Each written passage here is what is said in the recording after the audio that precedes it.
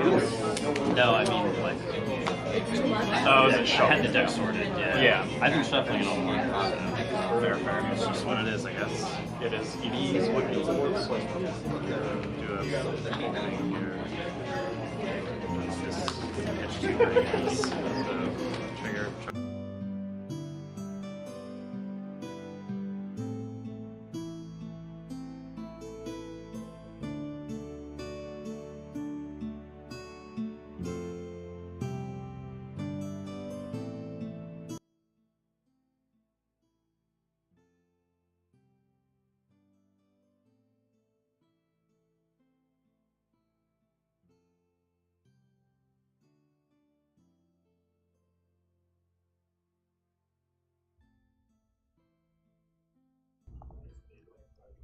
What is going on, everyone? Welcome to the Haven Games. This is Adventure Company Gaming bringing to you live gameplay and commentary. We have an exciting for you. We have Tom and Ryan, two regulars on the channel, definitely playing a lot of Flesh and Blood over here at the Haven. Looks like it's going to be Ryan on the OG Brute. We have the original Rhinar Reckless Rampage, and Tom on Levia, bringing the new Brute Spice. Early on, he came in, he was like picking up cards, and I saw him pick up the legendary for Levia.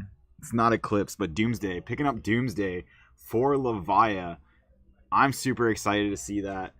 I want to see if he gets it off. Apparently, the store owner said if you can get off Doomsday, I'm going to give you 3 packs just for doing it. So right now, we just see Ryan coming in with the Cadaverous Contraband. I like the attack, and Tom just saying I'm going to take it. 6, I'm not too worried about it. We see him start with the Pulping.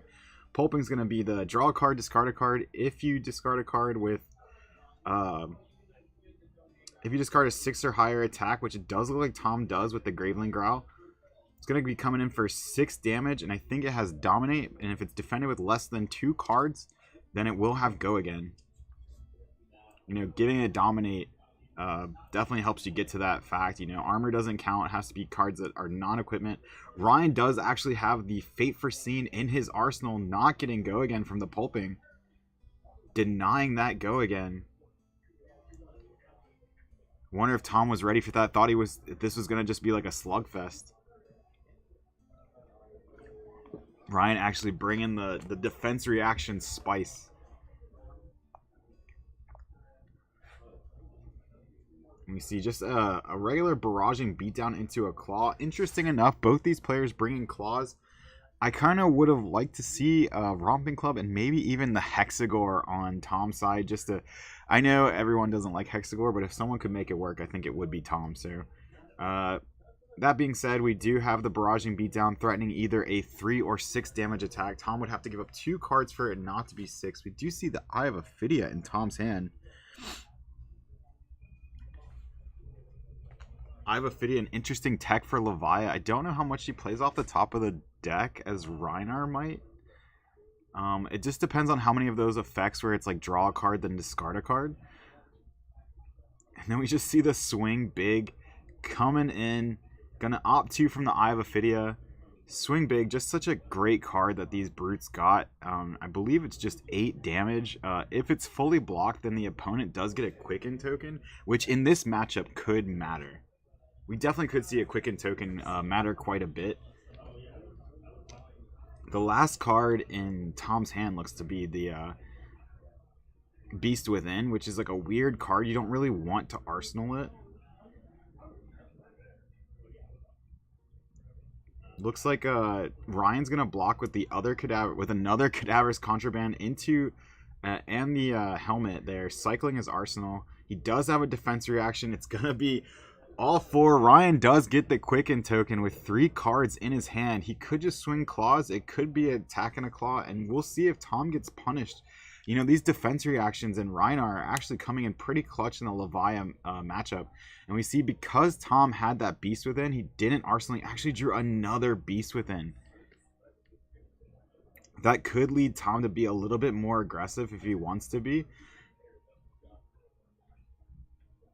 Oh, wow, and Ryan actually played the Brute attack that says if you discard a 6, you draw a card, and because he had the Quicken token, this is gonna have Go Again.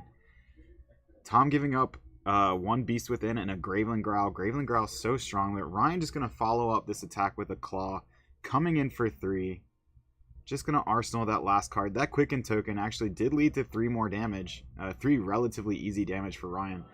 And then just a Claw on Tom's side of the field. Just 3 damage, no discard for 6, so it does not have Go Again. Just a regular 3 attack for 2 resources. You know, not the best rate on a weapon, but sometimes you just want to get some damage in. And Ryan not letting up. We'll see if Ryan decides to take this. This would be the first damage he really takes from Tom.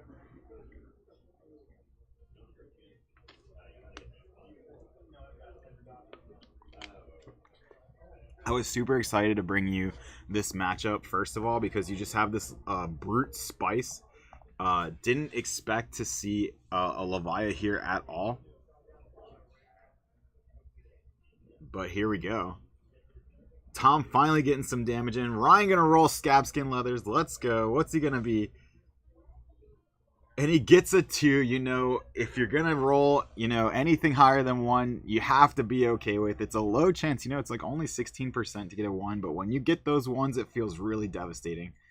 And we kind of see here where it's a little sad when you hold on cards to roll Scabbies, because Ryan he took 3, but he left a card in his hand. So that's 3 damage he could have prevented. But you didn't know, right? If Scabskin's got him 2 action points there, that's just that much more damage he could push through. Now, Ryan actually drew up into one of the big combos in this game where it's like Alpha Rampage into Massacre. If he was able to Alpha Rampage into Massacre, that's 3 Intims on 1 attack, basically.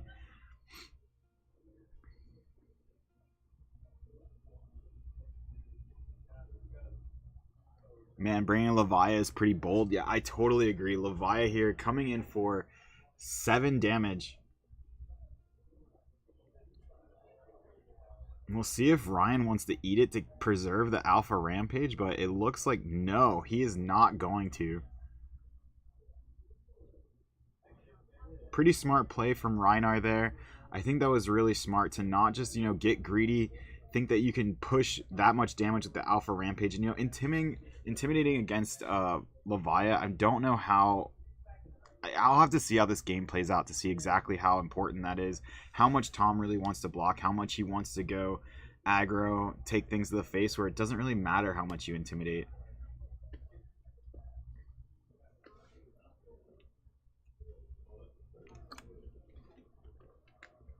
And here we go, the Blood Rush Bellows, the iconic Brute card. What card is Tom going to hit? So Tom does get the +2, and he's going to draw 2 cards here. Is it going to just be claws? So many times I see the Blood Rush Bellows comes out, and it's just 2 claws for 5 and 5. But does Tom actually find the cards necessary to really put in a lot of work on this Blood Rush Bellows?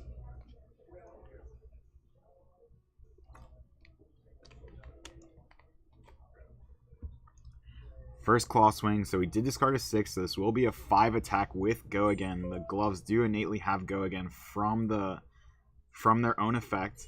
Ryan going to take the first 5. Love seeing Ryanar. I love it.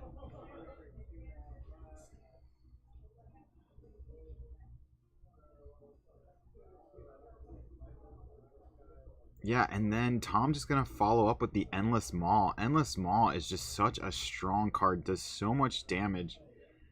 Oh, and Ryan, he's played Levia enough. He knows that that Blood Rush Bellow is technically in the graveyard. That does have to go in there.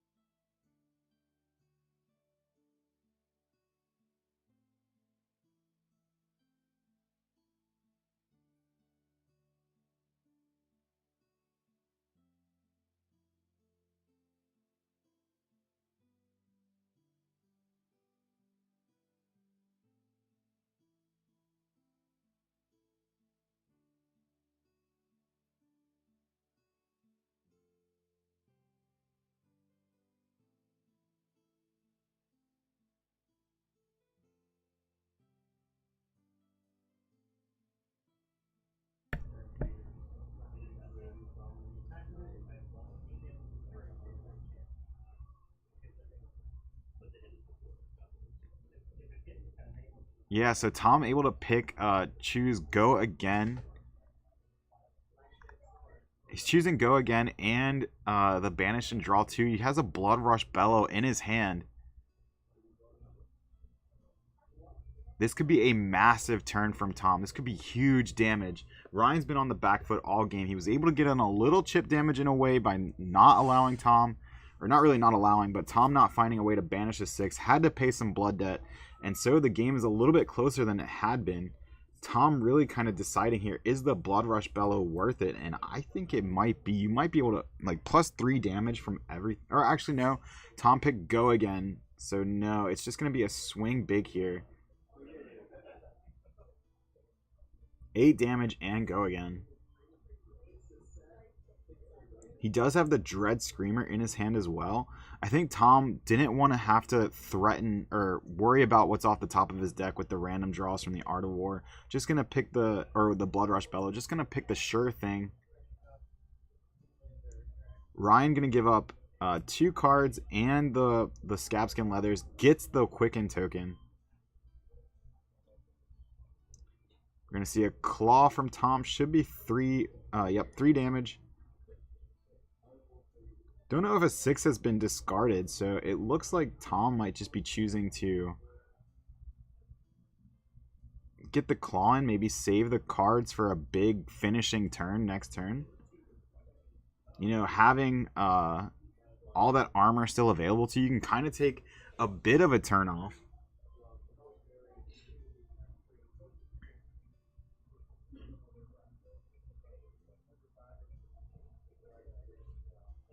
And yeah, it's just going to be that. Ryan blocks with another card. He has a Quicken token and an E-Pot. 1 card in Arsenal. 1 card in hand. And Ryan's just going to draw up. It's been kind of devastating watching this deck just kind of put in work against Ryan. But maybe he's hoping he just doesn't find the 6 banish. But there's the second Art of War. Just another Art of War being kind of devastating. Now he's going to turn off Blood Debt. And he's been, you know, filling up his graveyard with all of these attacks. You know, even though Ryan hasn't been attacking him, he's been able to actually fill up all of these with, fill up his graveyard with the attacks that he's actually been using.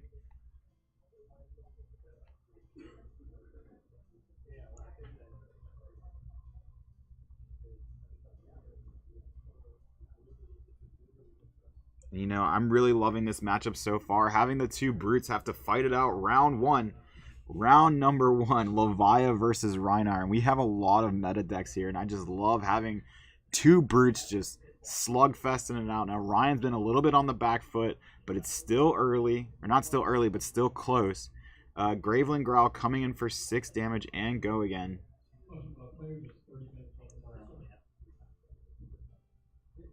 We just got the 30-minute warning.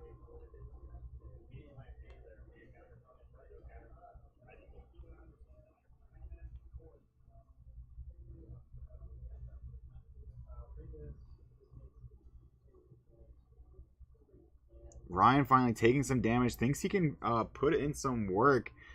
Going down to 6, but it's going to be 7 here. Tom is going to have to banish 3 cards from that graveyard. Don't know how much he has left. Don't know how much Ryan has in the tank. Now, that's what you want to see in a way as Ryan. You want to see Blood Debt cards, and you want to see the 6s go because he's already turned off Blood Debt for the turn. So the more of those 6s you can get out now, it's kind of it's less likely later on that he'll find them later, right? But he still has a decent amount in the graveyard.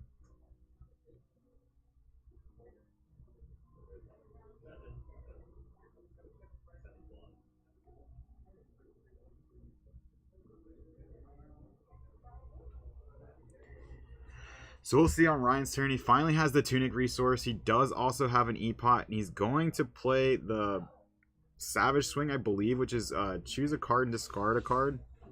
I'm sorry, just discard an additional card. If it's a 6, you draw a card.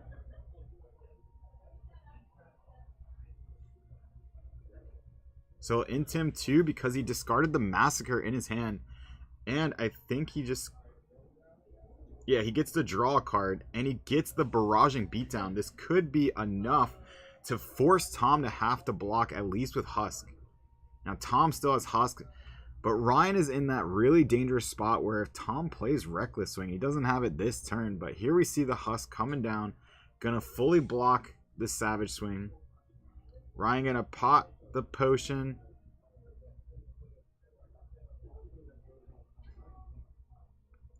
Get those 2 resources. That does have go again, and he's gonna swing for 3. This does have go again, so Ryan can actually swing claws again should he choose to. This turn is coming just a little too late, and Husk being a little bit too strong of a card to keep Tom life points super high without having to block with any cards from hand. And we see Tom's just gonna get some use out of the legs here. Doesn't really, might just use them. Actually, might even just take the 3. No reason to give up the legs unless you think you're gonna use them next turn. So yeah, Tom just gonna take the 3, go to 11.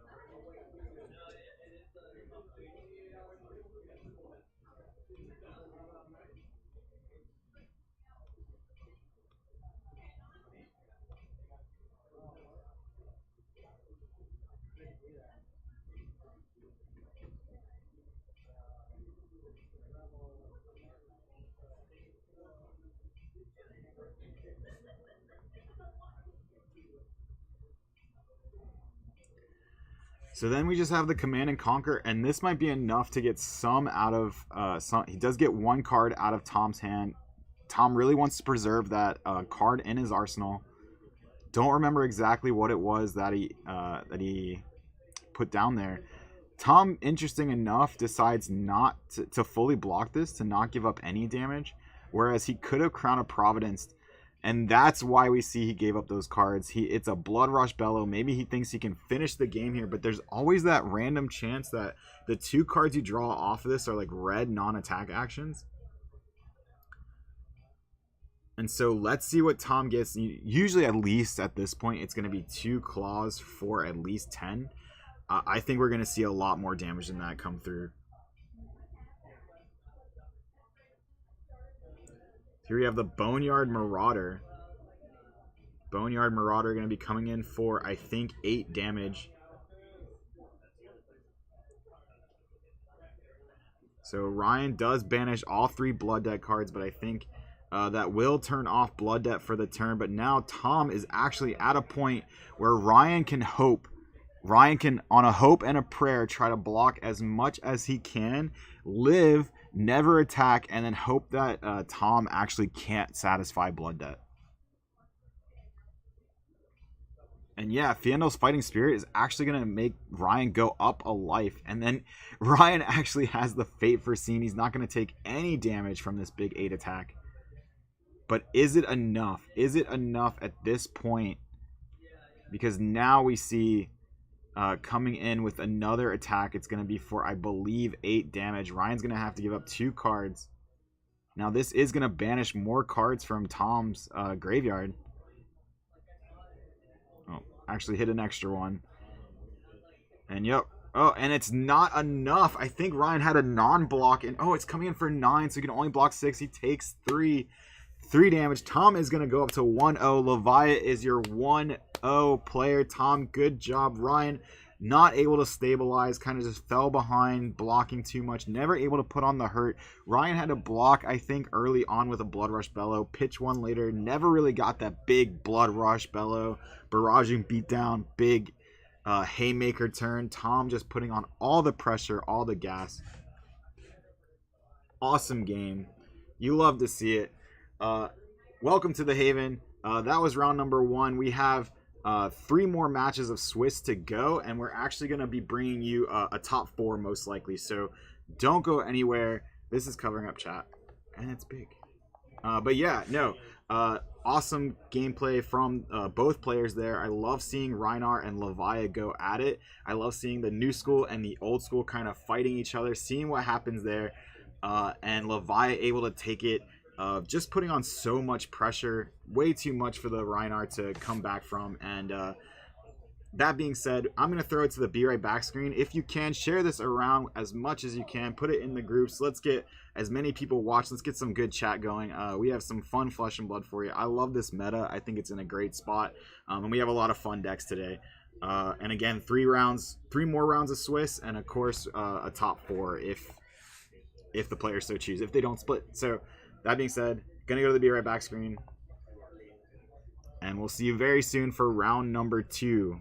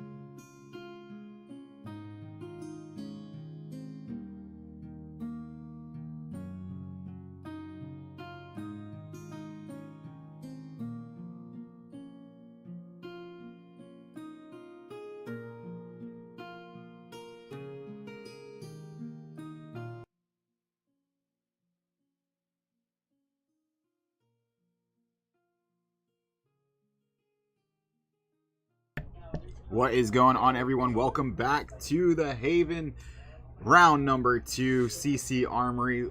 Super excited to bring another kind of classic battle team. You know, they've gone through some changes through the years, but they're still Bravo, they're still Guardian, and they're still Viscerai, and they're still a Runeblade. They get to change their weapons just a little bit, but you know, Bravo is still going to be rocking that good old Anothos, and Zach is going to be bringing Rosetta Thorn, the new hotness, to Viscerai.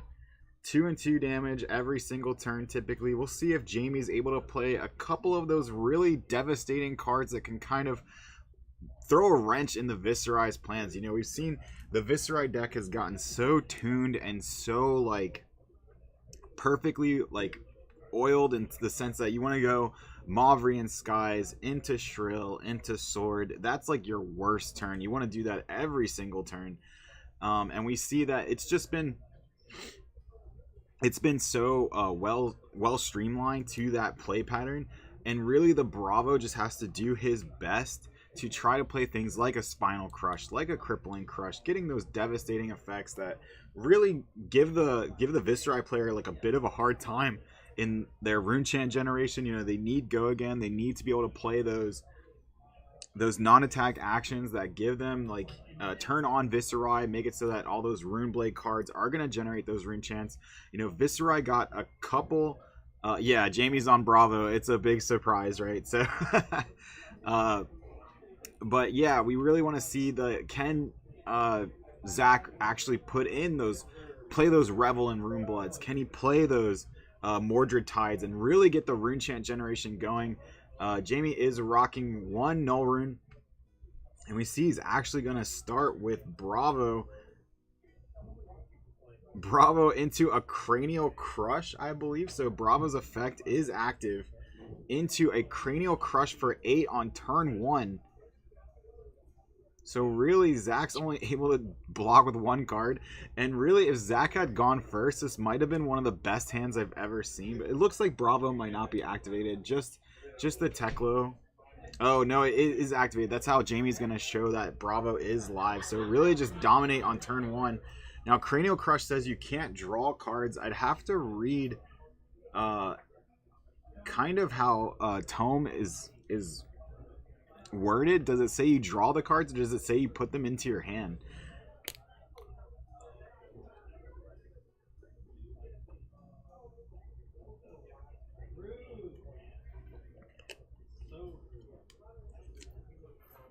So we're actually going to see the Sonata Arcanix come down, pitching into it. Gonna reveal. Yeah, and Jamie just giving it a good read, making sure it doesn't say draw the card. I believe it says put it into your hand, which I think is a difference, you know. So we're going to reveal those 4 cards. We have a non-attack, an attack, and an attack. Perfect math there. 2 non-attacks, 2 attacks. Coming in for 2 Arcane. Jamie can only ever block one of it at a time, so one of Arcane at least is going to go through. We'll see if Jamie decides to pitch a blue to stop that Arcane, leave 2 floating.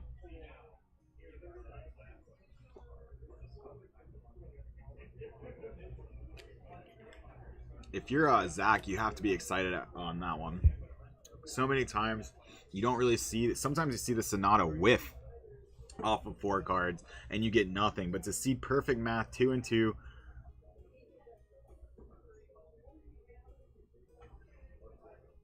still has 1 resource floating. I think we're gonna see Tome of the Arcanite. It's the same kind of deal where it says reveal, and does he get an attack? He does get 2 non-attacks, and unfortunately not going to get there. Jay Lockwood, Basil Oregano with the sub. Thank you so much. Why is my alert box not alerting?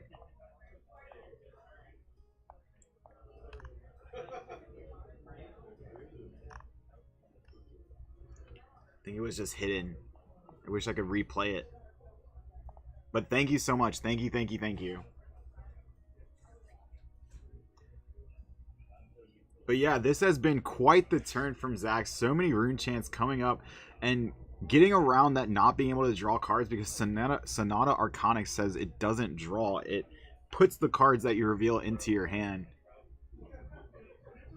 So Mauvrian Skies into Shrill. Coming in for 7 damage, 2 arcane. I believe that's a yellow Mauvrion. So yellow Mauvrion says if this hits, he'll actually create more rune chants. And so the rune chants do come through, and the Mauvrion or the Mauve Shrill actually is coming through as well. So 4 rune chants on the back of this, coming in with the sword for 4, 2, and 2. And Jamie taking all of it. I did not expect a Bravo to be willing to go this low. Jamie going to use the chest piece just to chip off some of that damage. 2 damage from the sword, physical. Not going to come through, but 6 arcane. I think Zach must have done, what, 6 arcane there off that? And then another 2 or 3 before that. This is 9 arcane damage. And the Shrill, just so much damage coming through. And here we see why, with the Seismic Surge token, the Pulverize is just going to come in for 14. The Great Equalizer. Used to be you'd only kind of see this play after an Oldhim took a bunch of damage. He would play Awakening, get a free Pulverize, something like that. But no. Here we just see Jamie kind of hard casting it with a Seismic Surge token.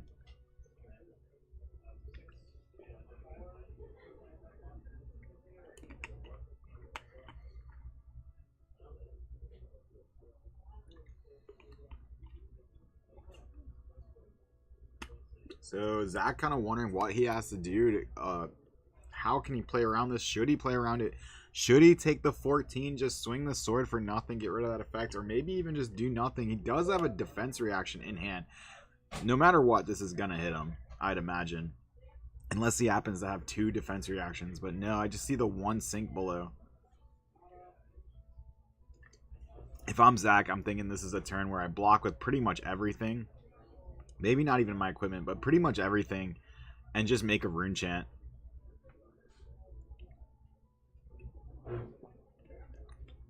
Make a rune chant, Arsenal pass. You do kind of run the risk of maybe he finds another disruptive card like a Spinal or a Crippling, but there's only so many copies of those in the deck. And no matter what, this is going to hit you, give you that minus attack effect, and kind of really hurt your turn anyway.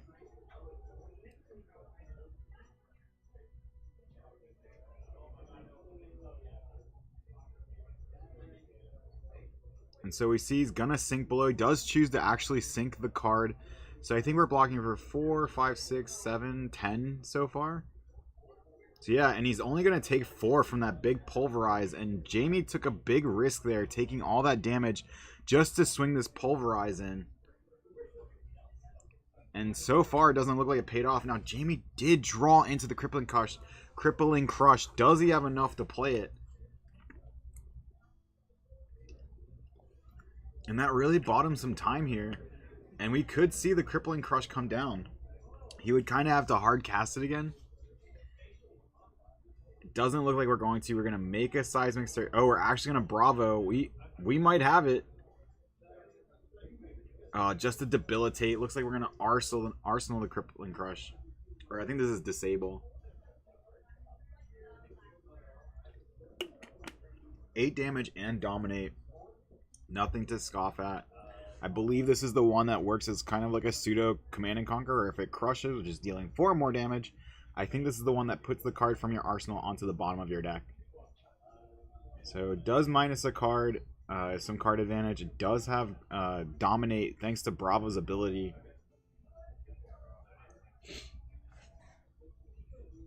Bravo's ability is so strong, able to give you Dominate on anything that costs 3 or more. Zach really having to think about what he's going to pitch here.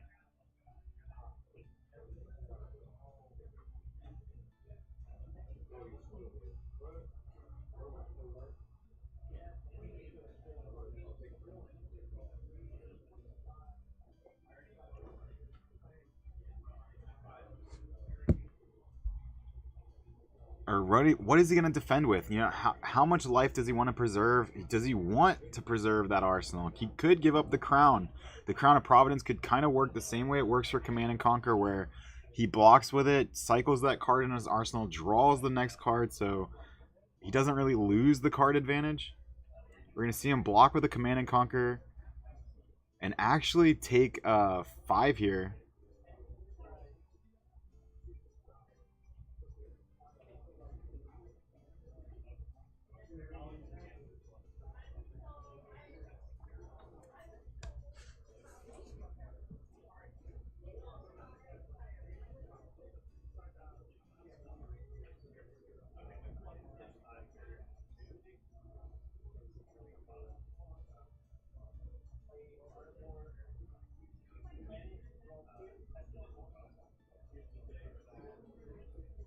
Oh, so Debilitate, the one that just hit Zach, was actually the -2 on his first attack.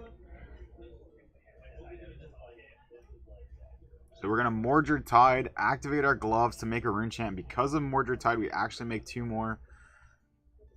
And so now we're actually going to play a Swarming Gloomveil, something I haven't seen too much of. But the crazy thing about this, because Zach's actually made 4 rune chants, 4 auras this turn, it's going to have all 3 lines of text. So it starts off with 3 attack. It's going to go up to 4, have go again, and if it hits, any arcane damage this turn is unpreventable. Now it does go back down to 2 because of the Debilitate. The -2 is in effect here. So back down to 2. If Jamie wants to, he could just use a piece of armor, but it doesn't look like he wants to block. I think we know, if I remember correctly, his arsenal should be a Crippling Crush. So that's kind of what he's thinking about here. And it looks like that's exactly the case. We are going to block with armor, not letting that attack through. And it's just going to be a Rosetta Thorn, basically for 6 damage. 2, 2, and 2. And Jamie is just going to take all of it, go down to 15. Zach has exactly 1, 2, and 2 armor left. So 1 on his gloves, 1 on his boots, should he choose to use in the block, and 2 on his helmet. And we're going to see the Crippling Crush not get played here. We're going to see just a Command and Conquer. I think we're obviously threatening a pummel here. And if you're Zach, you kind of, I don't know if you can play around it. The only thing you can really do is, if you want to, you can still crown this away. So you can crown a Providence, cycle the card in your arsenal. You still have to discard a card. You'll take quite a bit of damage. You'll probably take like 8 damage, because if it's a red pummel, it'll go up to 10. But you get to cycle the card, right? And I think that's what we're going to see. He's thinking about giving up his gloves. I don't know if I agree completely with giving up gloves. I think there's no real point to.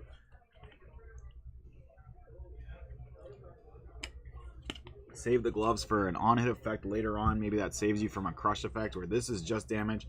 And you know the pummel's coming in for 4 more attack. 10 damage, and now, yeah, Zach has to remember that, hey, I obviously meant to cycle the arsenal. That was the whole point. This is an armory. We're playing at a local level, so no worries there. The pummel does come down. Gonna have to discard a card. I see 2 Revels, and 2 Revels is kind of where you want to be, but maybe that's just a little bit too greedy. We do have the typical hand. You know, we have that good hand that I saw Mauvrian Skies, I saw Shrill, I saw Revel. We still have Creepers. I think this is going to be a big turn from Zach, even after that Command and Conquer.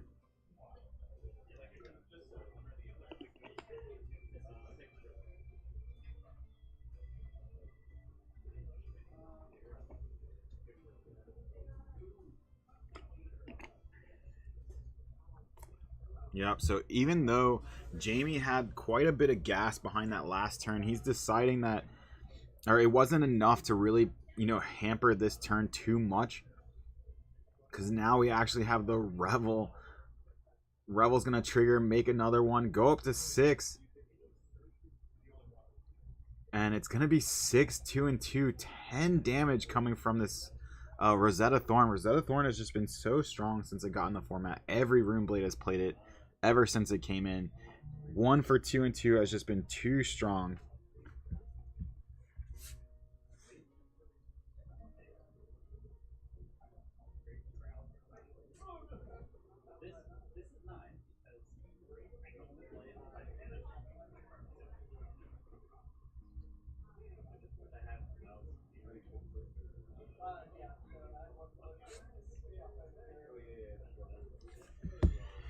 And now we get back to Jamie's turn. He's going to start with Bravo's ability, giving that next attack Dominate, and it's going to be enough to, yeah, so he doesn't have enough to make the Seismic Surge, but it is going to be Crippling Crush, trying to even this back up.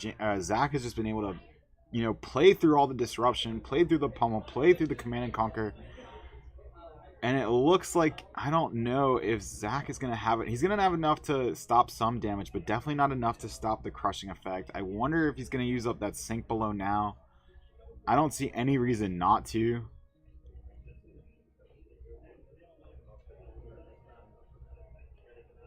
Coming in for 11 damage. Zach's able to stop only 4 of it from hand. 5 total with the boots. So no matter what, it's coming in for at least 6. So definitely going to crush here. And if you're Zach, I wonder what cards you actually hoping to keep. Maybe just something to make a rune chant with on your turn. Arsenal. Is there a card you want to preserve here? Maybe draw into something else. Hopefully you get to keep it.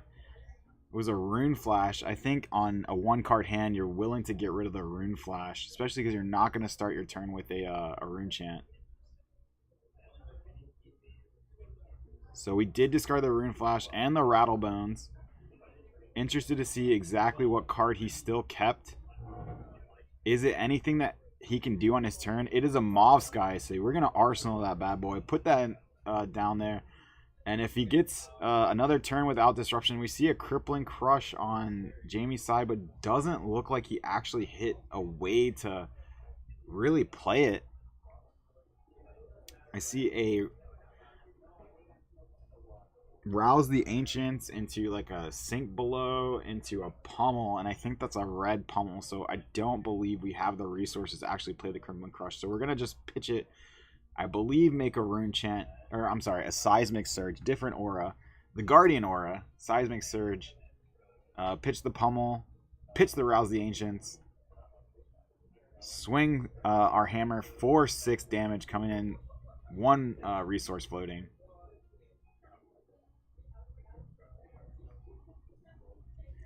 If you're Zach, you have to wonder how aggressive do you actually want to be in this position. You can block this. You have the Mauve Skies in your arsenal. You can preserve some life here. Keep yourself out of that dominate range where any dominated attack will kill you.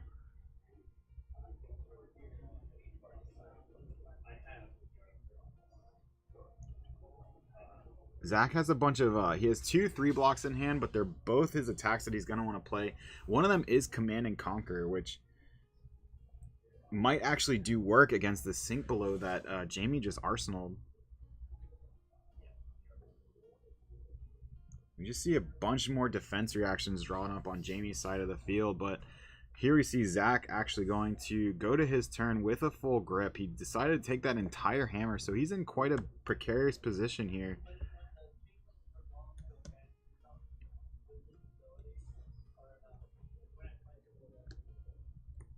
If Zach can't do enough to really start emptying out Jamie's hand, and we just see a Command and Conquer.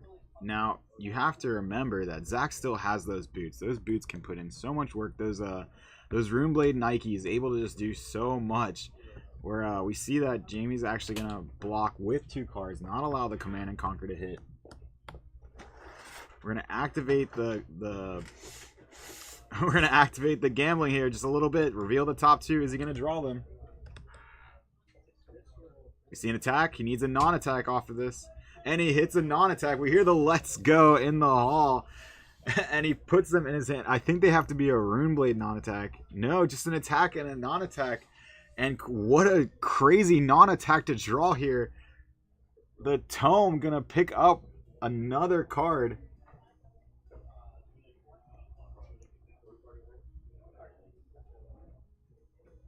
And it's a Shrill. And he has the Mauvrian Skies. What a draw here.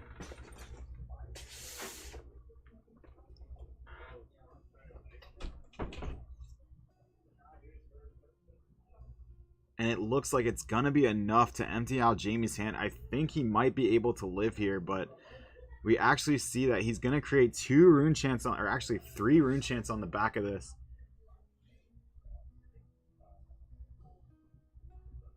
So this is Spellblade Assault with Go Again, thanks to the Mauve Skies. Jamie is going to pitch for that rune chant, knowing that more arcane damage is coming behind it. And we actually have the Sink Below, and I think if I'm Jamie, I'm sinking this last card.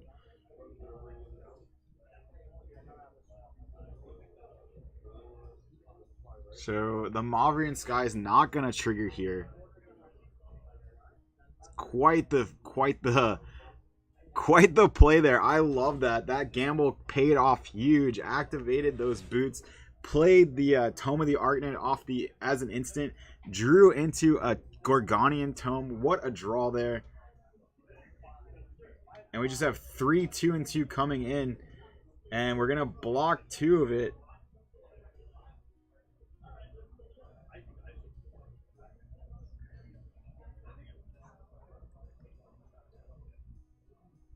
And yeah, we're just going to block some more of it. I think Jamie didn't want to run the risk of actually sinking the blue, knowing that all this arcane was coming. Now, it's really on Zach here to not find a potatoes hand. You don't want to draw a hand of potatoes in the sense that, like, if you just have to, like, play something that's not great here. Oh, and he drew the Mauvrian Skies off the very last card. And looks like we might be gambling again. We might be playing this Sonata Arcanics for 0. Yep, Sonata Arcanics for 0. Reveal the top 3, and that... Oh, and there it is, and that's a blue. That is exactly what Zach wanted, a blue attack. We're going to shuffle all this back in. The Sonata will get banished. And a blue attack to have the pitch ready to go is exactly what we wanted here. Jamie just trying to hold on. I know one of the cards in our hand is a Mauvrian Skies. We have the blue. I think the hand was pretty red before this.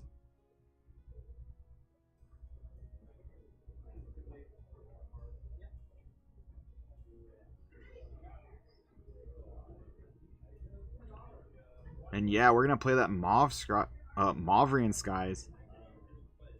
Trigger Viserai, create a Rune Chant, because we've already played a non-attack action, played a Rune Blade attack. I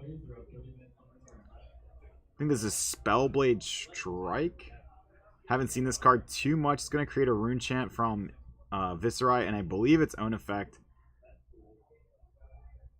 Jamie going to pitch for the Rune Chant, knowing again that more Arcane is coming. And he lets the Mauvrian Skies trigger, going up to 5 Rune Chants. And I think we're just going to see a sword here for 5, 2, and 2. And I think Jamie might be able to hold on with 1 left.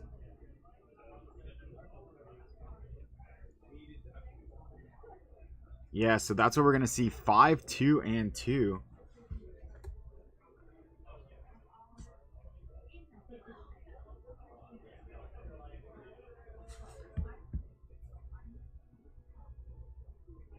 The Bravo here just trying to hold on, but I don't think he has it. The physical from the sword is going to come in, deal the 2 damage no matter what, and that's going to be the game. Viserai does take it here. I think they're kind of trying to see if there was any way he could have lived. Don't know. So yeah, he was kind of deciding whether or not he should make another Rune Chant, but it doesn't matter. Zach's going to take the game. I believe he moves to 1-1. Jamie will fall to 0-2. This is a bit of a bottom table match, but while we're still early on, that can be fine. We do have 2 more rounds of Swiss to go. Congratulations on that Viserai, on Zach on Viserai. That tome turn, I hope we can clip that later from something. That was a crazy kind of turn of events there. That definitely, I think, turned the tide of the game. Being able to find that tome, gambled off the boots to find the... activated the Nikes, activated the boots, play the Tome of the Arknight as an instant, reveal an attack and a Gorgonian Tome off the top, take the 2 cards, play the Gorgonian Tome, put in so much work, so much Rune Chant damage, and finally take it. So that was a crazy game. Oh, it's not working.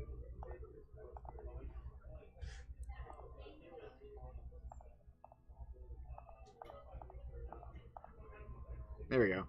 So that was an amazing game. I'd love to see that. That Gorgonian Tome play was, or the Tome of the Arknight turn was just wild and amazing. That was one of the coolest plays I've ever seen in this game actually happen. And I'm excited that I got to see it, and that it was super fun to play, or super fun to watch. So don't go anywhere. We have 2 more rounds of Swiss, and then we have a top cut to top 4. And we're going to be bringing all that action to you. We have way more flesh and blood to go over, to bring to you great games. Just want to say 9 of you watching on Twitch and a couple on YouTube. Thanks for watching so far. Thank you guys so much. Jay Lockwood gifting another tier 1 sub to McEely. Love seeing it. Thank you guys so much for watching. Share the stream as much as you can. Throw it all around. And let's get as many people. Let's get double digits in here before round number 3. That'd be super sick. So we will be right back with round number 3. Don't go anywhere.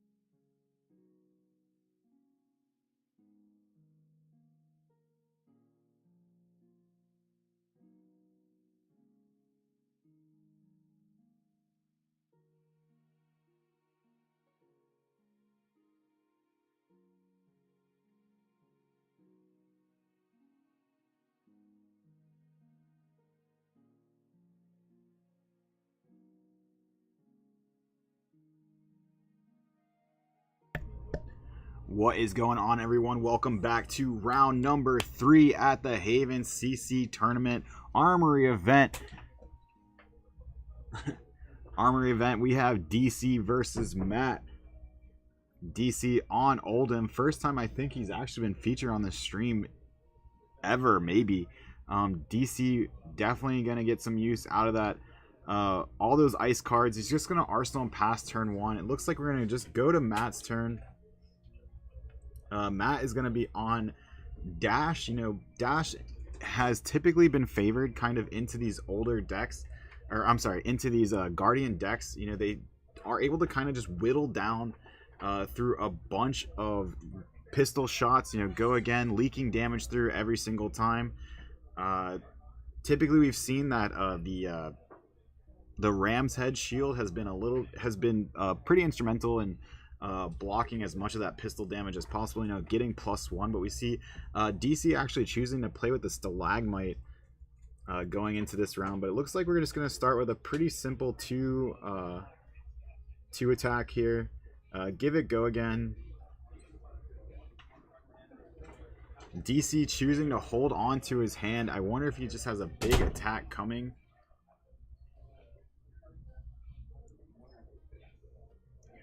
And we're just going to see the E-Strike from Matt, you know, coming in for, I believe, 7 damage. Yep, 7 damage. And DC saying he's going to take it. Not your typical Oldhim. We're going to go aggressive this game. Super aggressive. See why DC chose to actually hold on to all these cards. He's going to take up that Tunic, go to 2, not forget it. Let's see, why'd you hold on to all these cards, DC? Let's see what you got. What are you going to play? We actually have the Oak and Old with the double fuse. That is pretty good if I do say so myself. 9 damage, dominate.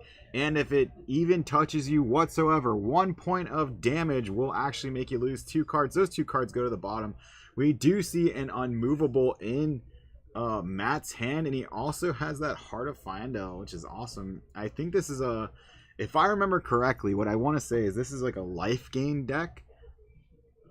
So lots of life gain.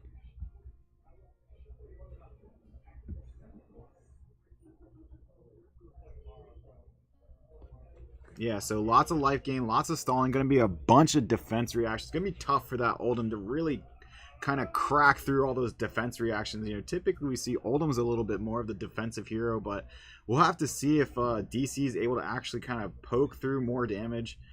See how much that ice really comes into play. Looks like we're just going to Crown of Seeds here. Yep, we're getting ready for the pistol shot here for 2. And we'll have to see. Will Oldhim be able to, you know, disrupt the Dash enough, get through all this life gain, all these defense reactions? Going to be a bit of a grindy one. And we're just going to fire the pistol one more time for 2.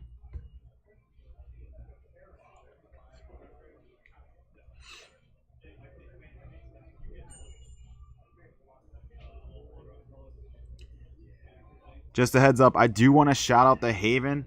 The HavenTabletop.com, a place to get not just Flesh and Blood singles, but pretty much singles for any card game that you like to play. Any of the big 3 and a couple other smaller ones, plus Flesh and Blood. And if you use the Haven promo code TEAMACG for 10% off all Fab singles at checkout, you'll just put that promo code in, get 10% off their already great prices. Definitely check them out if you can. Support the stream by using that promo code and save yourself a bit of save some money too.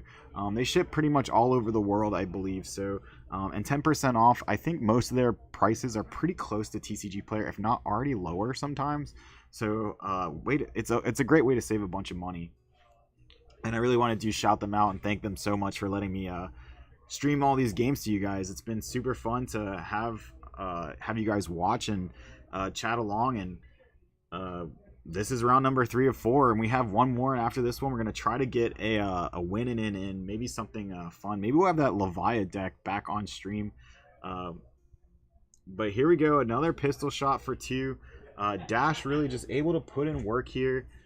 Keep that 2 shot coming in, and we're gonna see the seeds activation after the Tunic. So a free card, it feels like, Because you activate the Tunic, get the 1 resource, then you activate Crown of Seeds, cycle the card in your arsenal, and draw a card. And now 5 cards in hand. You didn't have to pitch for the Crown of Seeds.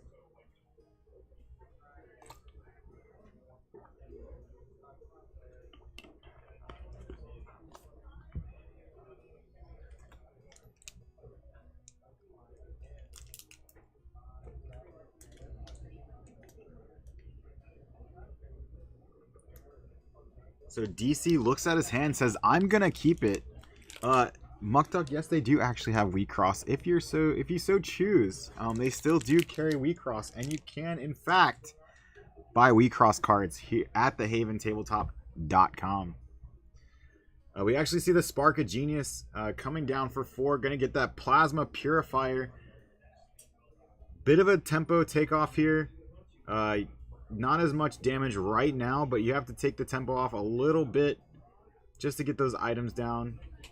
See if the Oldhim ever switches to a more defensive game plan, then you're going to need those Plasma Purifiers to get through as much as possible.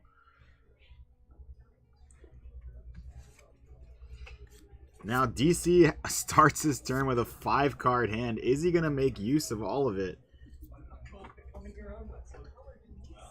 At a certain point, you just have so much you can work with. We actually just see the Spinal Crush coming down for 3 or for 9.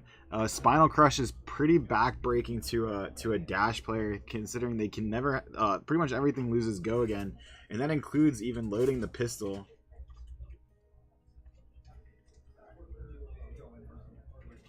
And we're actually gonna double Oasis Respite this. Take 1 because it's coming in for 9. The Oasis Respite only blocks 8. Well, 2 of them block 8. So only 1 damage getting through. That's kind of first blood for DC. DC hype. First time chat from Exalt. Thank you so much. Thank you, thank you, thank you.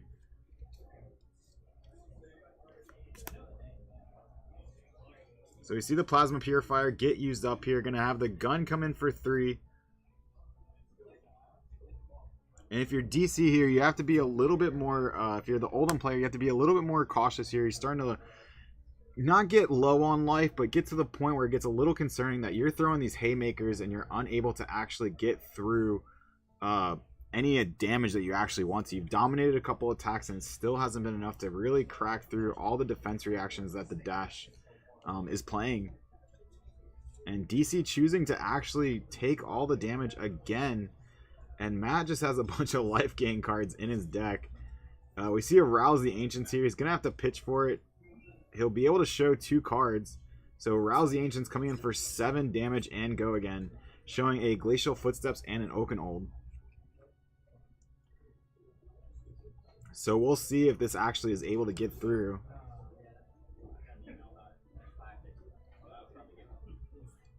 You know, quite a bit of damage is actually coming through this turn. And, you know, interesting enough, the Oasis Respites haven't actually had a lot of chances to really put in all the work they can on Matt's side. You know, Matt's been up on life pretty much since the beginning. So those double Oasis Respites didn't actually be the plus 1 that they normally can do as well. So that's 2 life that you kind of lose out on. But when you're ahead by 16 at this point, you're not too worried about it. But here we see the Rouse the Ancient still coming in for 7. DC showing his cards face up, saying, hey, this is how much is coming through. We see 1 more Oasis Respite get used, but it's going to only block 4, and the Rouse the Ancients is coming in for 3 damage here. Going to play the Oakenhold, just pitch 3. It's just an Oakenhold for 7, but this is 14 damage that DC was actually able to put on Matt's plate here.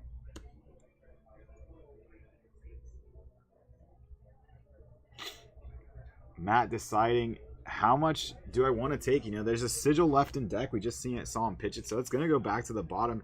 And because the Oakenold wasn't fused, Matt is okay with just taking 7 here. Just a vanilla 7 for 3. That's pretty good.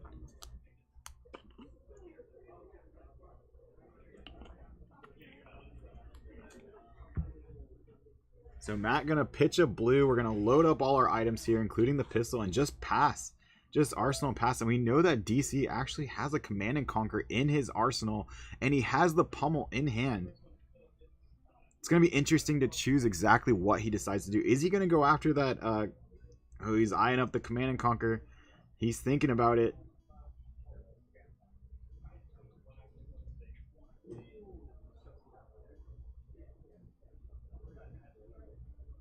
Does he have the resources? He's got to have the resources. I mean, one blue is enough resources to play both the Command and Conquer and the pummel in his hand. But he also has the Tunic resource available to him as well. So yeah, we're going to see the Command and Conquer get played. This is 6 damage. He actually chooses to pitch the pummel. Not playing the pummel on the Command and Conquer, but just coming in for 6 damage here. And we see Matt actually, it's kind of awkward. Matt actually has an unmovable. He's going to have to give up either 2 cards or like a card and some armor. No matter what. Even if he chooses to block with the gloves, that does require a pitch of 1.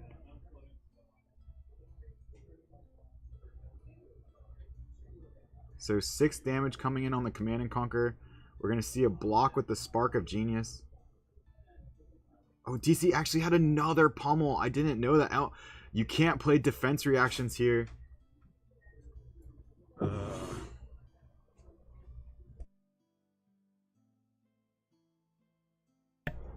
Oh, and they caught it. Luckily, they caught it. Can't play the defense reaction. 2 Command and Conquer's Chain Link. So it looks like we're going to lose the Tome, and we're going to take, I believe, 7 damage here. It's a great equalizer. And discard a card. Yep, take 7 here. Arsenal card. And that pummel might have just, you know, turned the tide of the game just a little bit.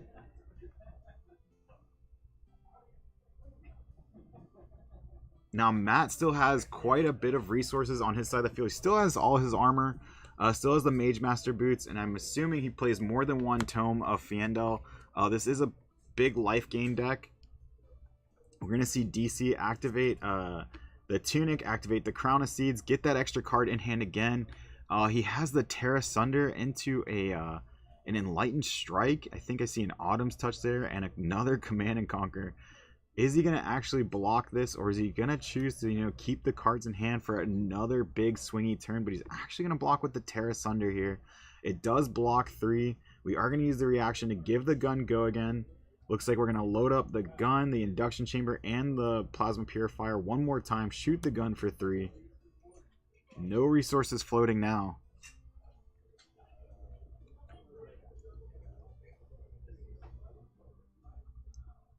DC going to choose to actually give up the gloves. Take 2.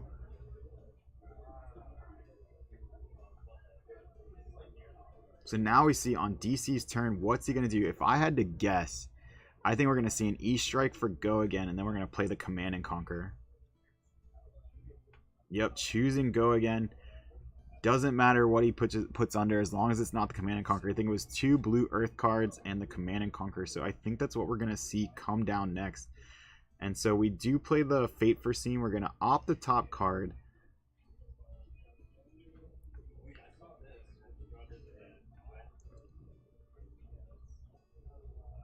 Matt deciding whether or not he wants to leave that card on top. Looks like he does. And then I want to say we're going to see the Command and Conquer come down after the Enlightened Strike. And no, we're just going to see a hammer for 4. DC choosing to actually put the card in Arsenal. You know, card in Arsenal is worth quite a bit. You're going to have to get through these defense reactions at some point. And so the Command and Conquer is going to go in Arsenal, turning on that Crown of Seeds, or he could leave it there.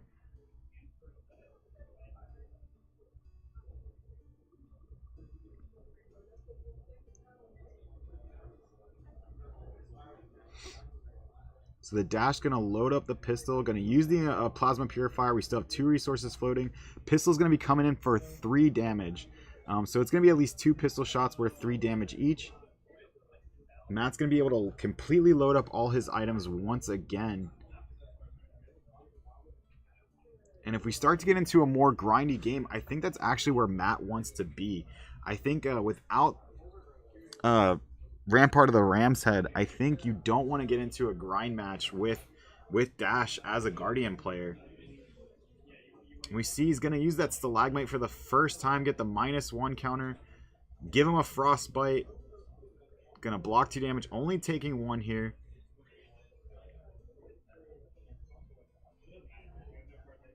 So we are going to pay 1 to activate the Induction Chamber, getting rid of that Frostbite, so that we'll have to see how much that matters in terms of, like, is it 1 less counter on an item? You know, that could be enough to... Oh, and we're just going to put one counter on an item. We could have put 1 more if we didn't have the Frostbite, but we're just going to end our turn with a Snatch. And this Snatch is, you know, depending what's in Arsenal, the Snatch can kind of be a little... If you're DC, don't have to worry too much about Snatch hitting here. You already got the card in Arsenal. If the card in Arsenal is something like a Sigil, then Matt could play it, and then you would have an extra Arsenal card. That's like kind of... I don't know. I don't know if I'm DC, I don't know what's in his hand exactly. So the draw card there was super inconsequential. He's going to draw up for his hand anyway.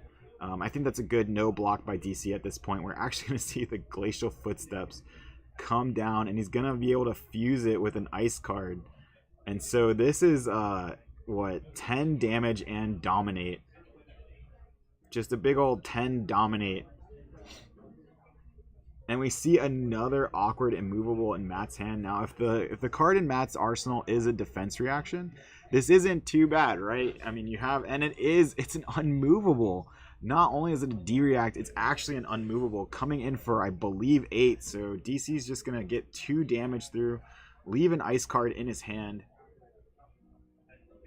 And if you're DC, you kind of have to be happy with that. Unfortunately, like, it's a bunch of D-reacts in this deck. It's going to be a lot to get through. You're going to have to chew through them. So we see Matt pitch the Spark of Genius. Gonna load up 2 items. Pistol coming in for 3. Pretty typical stuff. You're gonna see a lot of that this game. And DC deciding whether or not he wants to use those Iron Rot. It's not Iron Rot. It's the ones from Monarch. You pitch 1, you can actually defend with them once for 2. Ironhide. It took me a second. I had to like pull it from my memory, but it's Ironhide or Ironhide Greaves, I believe, something like that. So, or Ironhide Boots. Ironhide Boots? It's Ironhide either way. So we're gonna see that DC actually choosing to Earth React here. So not gonna be taking anything. Gonna be blocking 1 with the shield and 2 from the Earth React.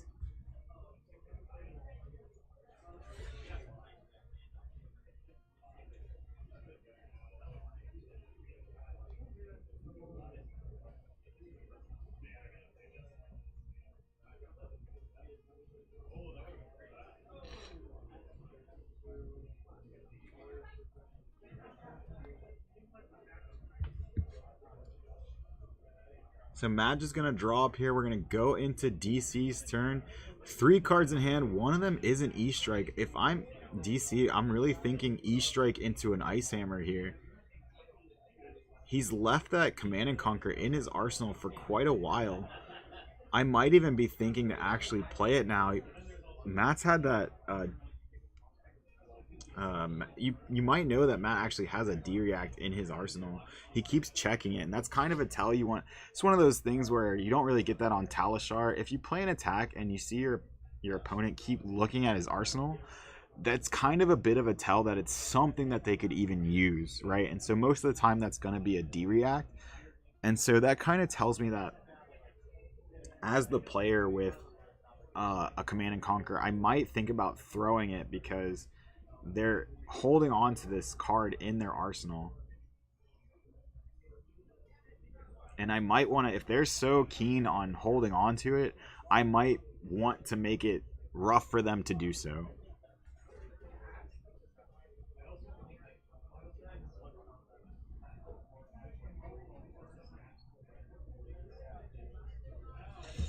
So I think this is where Matt is just kind of deciding, like, is it worth it to play this unmovable from my arsenal on an E-Strike if he thinks like a Ice Hammer is coming?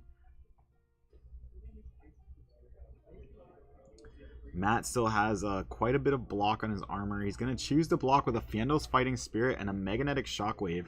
I think that blocks exactly for 5 here.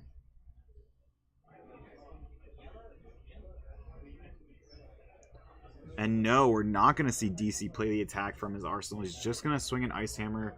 Matt is going to block with both his chess piece and the Crown of Providence. It's going to cycle a card in his hand and not the one in arsenal. This is kind of what I was saying, was where if he's holding on to that arsenal just so much, you have to think, like, should I be getting rid of it? Should I target it? Maybe he's hoping for a pummel. Something like that. The pummel to really force through the Command and Conquer. I do see a Spinal Crush and a Cranial Crush in his hand.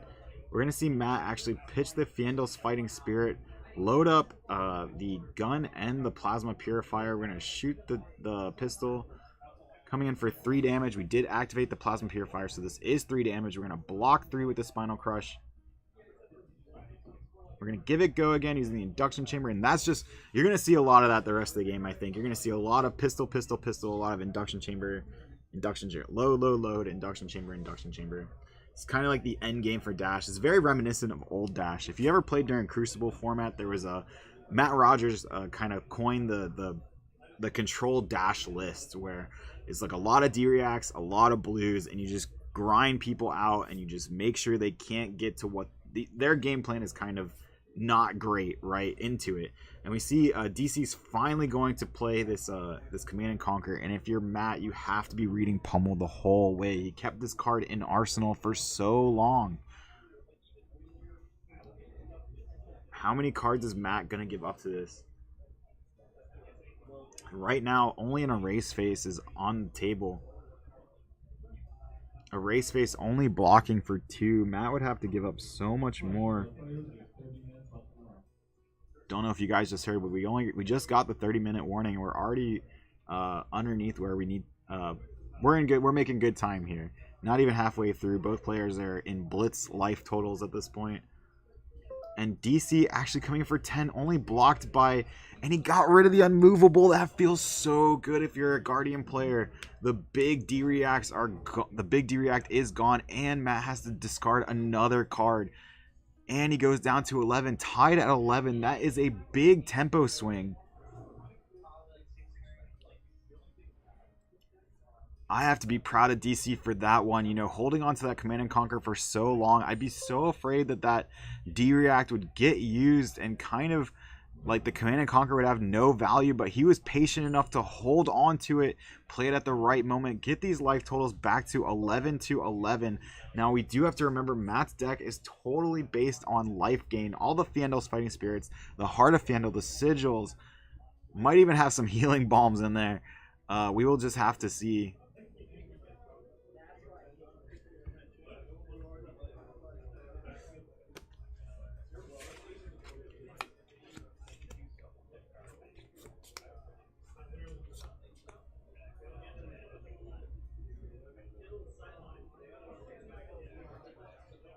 And DC choosing to use the Crown of Seeds. He's going to have 2 resources floating.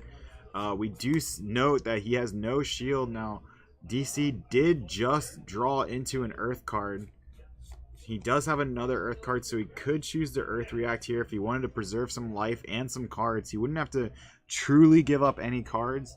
They would go back into the deck, which if we're worried about getting to kind of a grindy matchup, but it looks like so much life has been taken by both players, we might not be getting into that. So we are going to Earth React here. No damage is going to get through. And we're going to pistol shoot for 1 more. Or 3 more.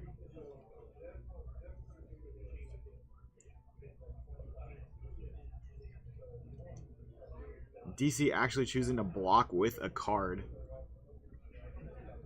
So he does lose a card on the exchange. He has 2 cards left in hand. If I had to guess, I think we're going to see a hammer swing. Or he might just throw that E-Strike for 7. Kind of force the cards out of Matt's hand.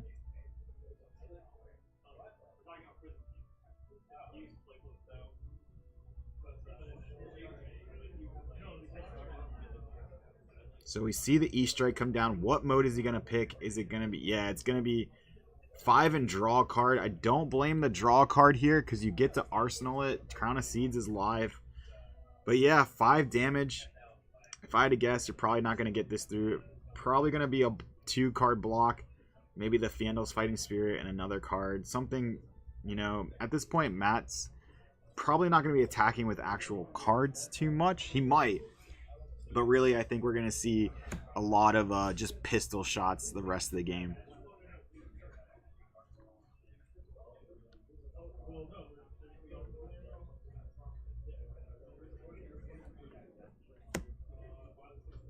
Yeah, this E-Strike coming in for 5 damage is quite a bit to have to deal with. You know, it's not... it is a close match. It's been really swingy, and it's been a really fun one to commentate over. Fun one to watch. So we are going to see that Fandle's Fighting Spirit, and I believe the Throttle.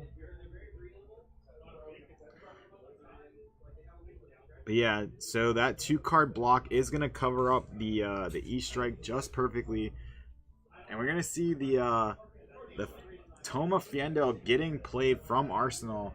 Matt going to draw up to 3, gain 3 life. I don't know if Matt had another action point. Oh, he cracked the Mage Master boots, so he does actually have the action point.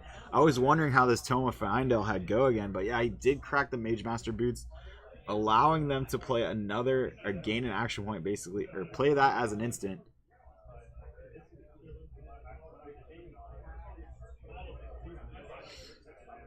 Still has the action point, gain the life, go back up to 14. And then we're going to pitch into the... It looks like we're not going to boost though. Going to leave the counter on the gun. Coming in for 5.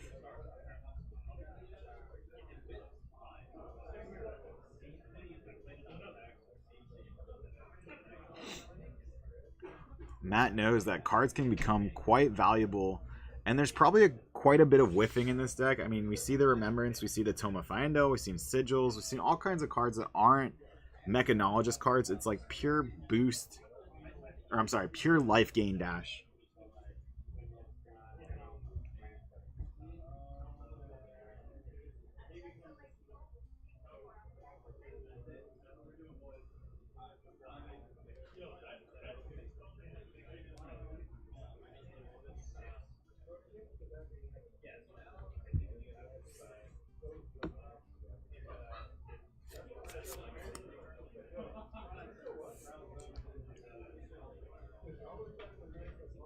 So still coming in for 5. Oldham's still having to decide exactly what they want to do here. Looks like we're going to pitch. If I had to guess, this is to activate Crown of Seeds. You almost always activate Crown of Seeds every turn. It's a free 1 damage block. You cycle the card in your arsenal. You get another card. We see it's not a good blocking card. So he has Arouse the Ancients. It is a blue, but it doesn't look kind of great. This hand looks a little bit awkward. So DC could still choose to give up a card in his boots, leave the 1 prevention floating.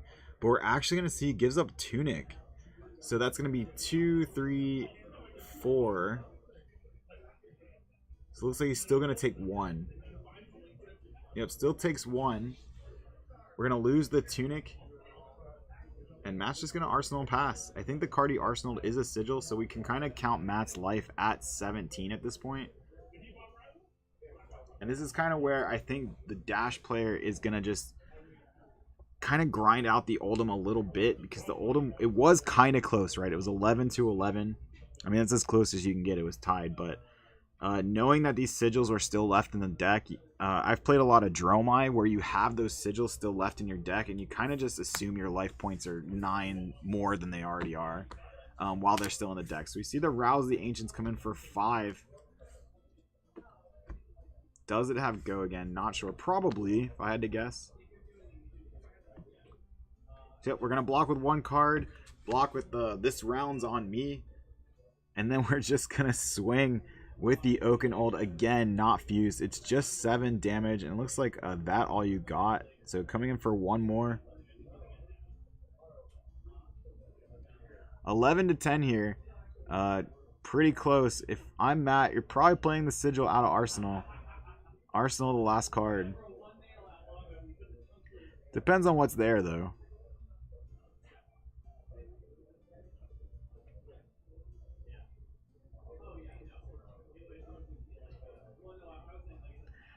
And we're just going to pitch the Heart of Fyendel. You know, that couldn't block anyway. You know, if DC had actually found some way to just push more damage, he would have had free reign to do so, other than the armor blocks. But no, we're just going to see a pistol swing for 3. We have 1 resource remaining.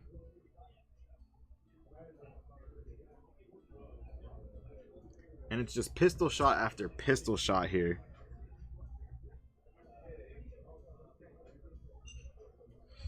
And we're actually going to block with that Channel Lake Frigid. That's got to be pretty tough to do.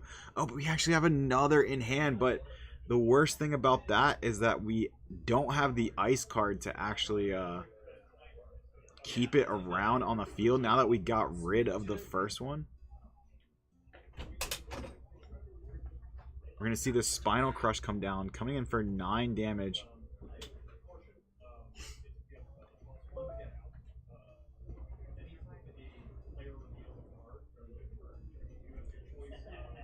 So 9 damage. If this crushes, so if it deals 4 or more damage, Matt will not be able to pretty much do anything on his turn. All those loading the gun and loading all the items actually makes it so that those all have go again as an action. So not having go again on those means you could only load 1 if you wanted to. So we're going to see him block with the Scar for Scar. This is a 2 block here, so it'd still be coming in for 7.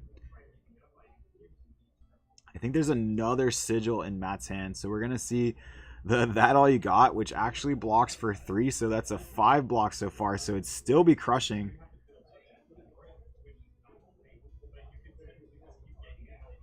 And finally, we're going to use the last point of armor on the chest piece. So blocking for 6, we'll be taking 3 here.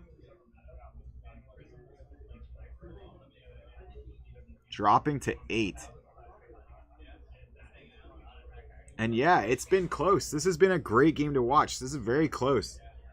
And we just see Matt actually drop the Snatch. And I gotta imagine if this hits, he's gonna double Sigil here and just Arsenal whatever the Snatch draws. But the nice thing is he gets to look at it first.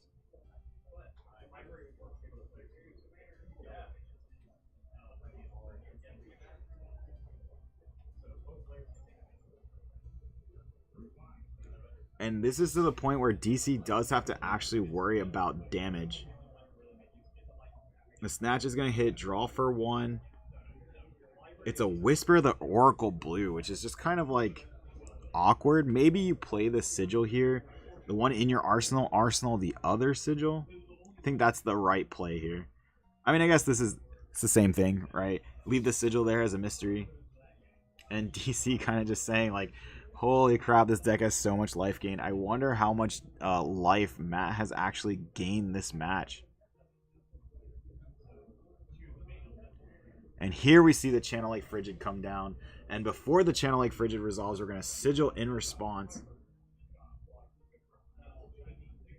And we're just going to Ice Hammer Swing, not choosing to keep the card in Arsenal. Just a good old Ice Hammer Swing. And it's going to be up to DC to see how many turns he can actually keep this this Channel Lake Frigid on the field. It's going to be pretty massive for him if he can keep it the whole time. Every single pistol load, every single time you shoot the pistol, every single thing costs 1 more. That can be super devastating. Super annoying more than anything. Yeah, I think the amount of value you normally get out of pistol and items is immense, right? Especially because you can save those resources over the, something that a lot of heroes can't do. They can take resources from a previous turn and bring them with them, bring those resources to the next turn. But right now, those resources are being taxed so heavily just simply by 1 Channel Lake Frigid. What was 1 resource is basically now costs 2, and so it almost feels like you're bringing over half a resource, if that makes any sense. It just feels way less good.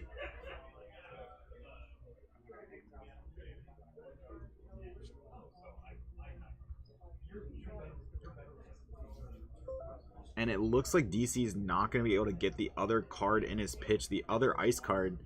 And so that was a pretty short-lived channel like Frigid. No, I don't see another ice card in his hand. I do think I see a Pummel, though. Matt choosing to block with the Command and Conquer. Command and Conquer doesn't feel as good in this matchup, just specifically due to Crown of Seeds. Still not bad. Still can't D-react with cards, but it still is just like, as long as Crown of Seeds is on the field, that just is way less value out of a Command and Conquer. And DC really deciding if he wants to pummel here. There is argument to do so. You'd still have a card in Arsenal. But he's not going to. He's going to give the Matt a Frostbite anyway, which I think was his end goal. And he can't pay for the channel like Frigid, so that is going to go away. And now he has to decide what to Arsenal. You have to be kind of careful here. There's a lot of times you can Arsenal something like a Pummel, and it just kind of gets stuck there because Matt could have it in a way where you just never get to the point where you can keep enough cards to play the Pummel and kind of get stuck there. But it looks like Matt's just going to play an Induction Chamber and pass the turn. DC, if you want to catch back up, it's a 7 life point difference at the moment. This is the turn you're going to have to do it. You're going to have to throw a haymaker of a haymaker. And he's got the Pummel. He's got the card in Arsenal. He can do quite a lot here.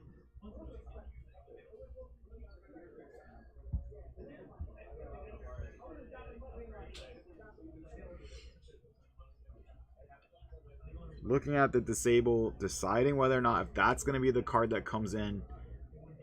It looks like a red disable. Red disable coming in. Pitching 2 cards. He still has 1 card up outside of the Pummel. So this is coming in for 7 damage. A Pummel can make this go up to 11. Quite a swing here. It's kind of one of the things with Oldham, because he's so defensive, I feel like he has a bit of a tough time kind of closing out matches. We see the Fate Foreseen get come down.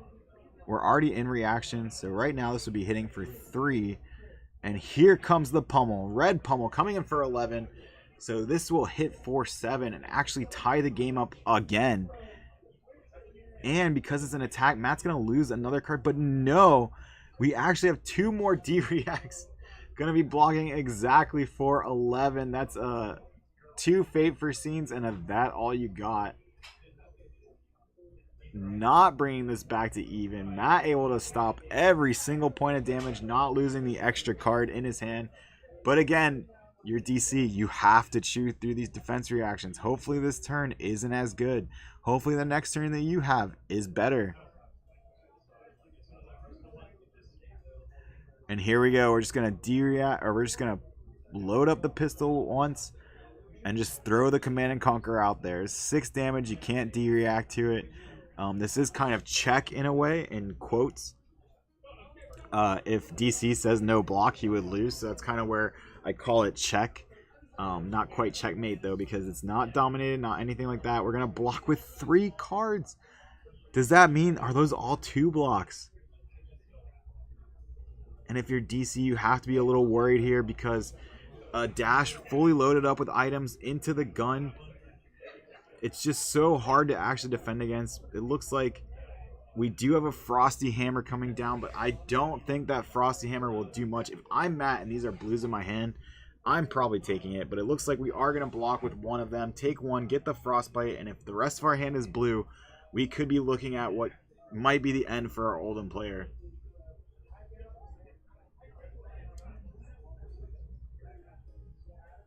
So it looks like we're going to pay the Frostbite. So it costs 2 to load up our Plasma Purifier. Both our Plasma Purifiers are loaded. So that means the pistol will come in for 4 every time, which is a break point.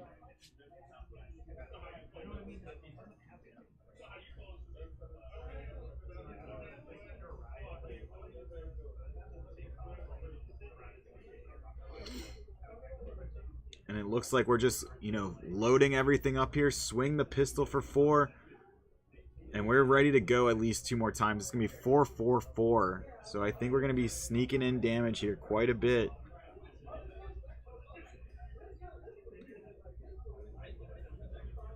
And if I'm DC, I'm thinking, man, I had this game so close. There's so many life gain cards.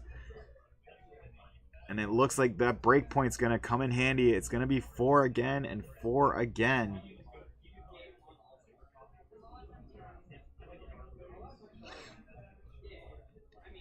And good on Matt. You know, this is a bit of a different take on Dash. It's not quite just control. Lots of life gain here. Lots of life gain going on. I think I'd have to see. I think he gained like at least 12 life this turn. Or not this turn, but this game. And DC doing everything again. I mean, DC threw out some haymakers this game. I mean, lots of pummels, lots of dominated attacks, lots of just big attacks. We saw a dominated Glacial Footsteps get blocked by an unmovable, and Matt only took 2. And it's just rough. You know, this is probably one of the worst matchups for Oldhim, I would think. Pretty low after Prism rotated. Whereas Prism was like an auto loss. But this just feels a little out of hand at this point. Now, DC was left with a card in hand. It's just a Terra Asunder. And DC gonna, you know, tuck that Terra Asunder underneath. And Matt actually has another Sigil in hand. And I gotta say, that might be all she wrote here. DC being at 2 life. And this being such a break point. Yeah, both induction chambers getting used. Gonna be 4 damage. At any point, if DC can't block a hit, it's over. And he's going to have to double block a couple of these so he doesn't take the damage.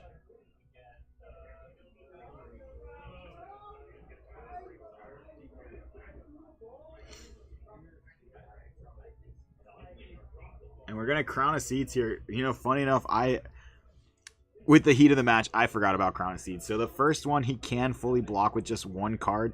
But he still had to give up a card in his hand to do that. So he has 3 cards left in his hand. He has a Glacial Footsteps. He's going to give it go again.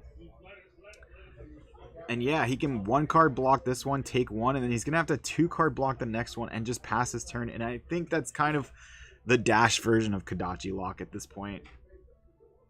All you can hope for if you're DC is that the Dash player just draws a handful of reds and you find some way to claw back into the game.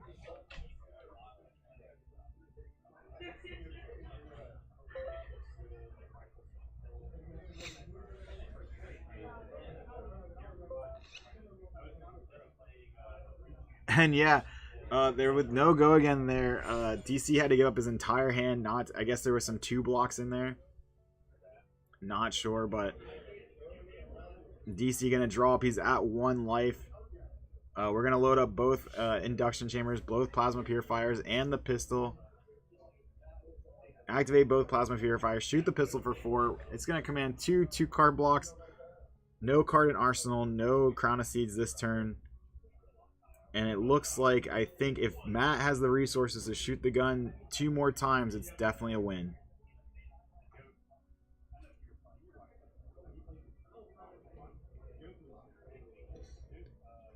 Gotta say, up until this point, yeah, it's going to be that. It's going to be enough to... Unfortunately, DC does not have the blocks to live anymore.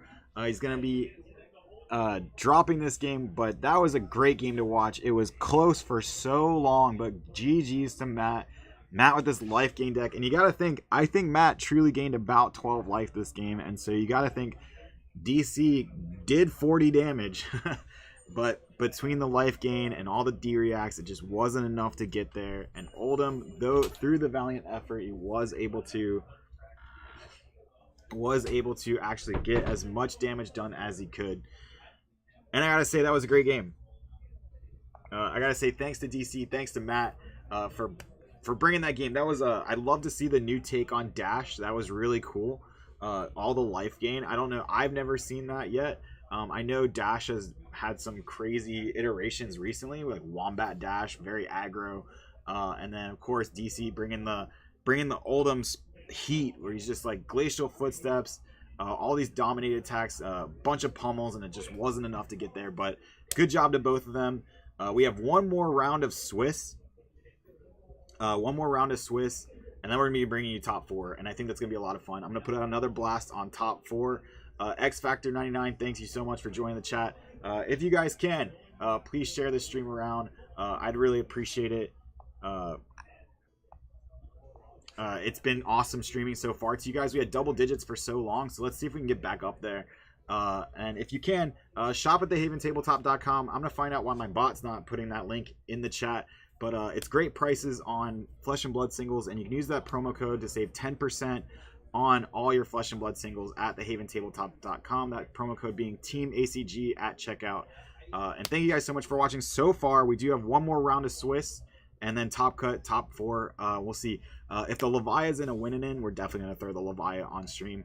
And hopefully the Leviah makes it to top 4 because I want to see more Leviah. I think that deck's awesome. To see it perform well is really great. So that being said, going to throw it to the Be Right Back screen and keep watching. We have one more round of Swiss again and top 4 coming right up.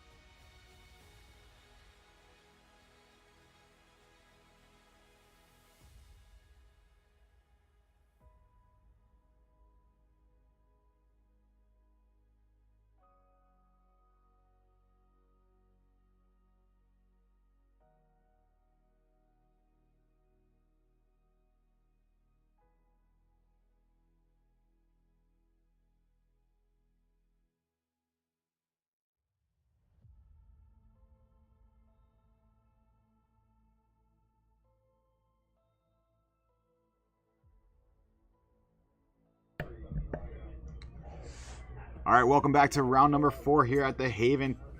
Games, bringing to you a Levia versus Oldhim matchup. We saw this Levia early on in the day. Tom was able to take that to a win. This is a win and in. Both of these players are searching for that top 4 spot. Who's going to take it home today? Is it going to be the Levia or is it going to be the Oldhim? Is the defensive capabilities of the Oldhim able to take on Levia, or is it going to be Levia able to get through, not take enough blood, or not take any meaningful amount of blood debt and actually get through in this game? Now, I gotta say, Tom is probably one of our better deck builders, I think, in the community. And if there's anyone who can probably pilot a deck to beat this Oldhim, it's gonna be Tom. I think is one of the better deck builders, definitely in the community. Gotta say that. And Sean is, I think this is the first time we're actually bringing Sean to you on stream.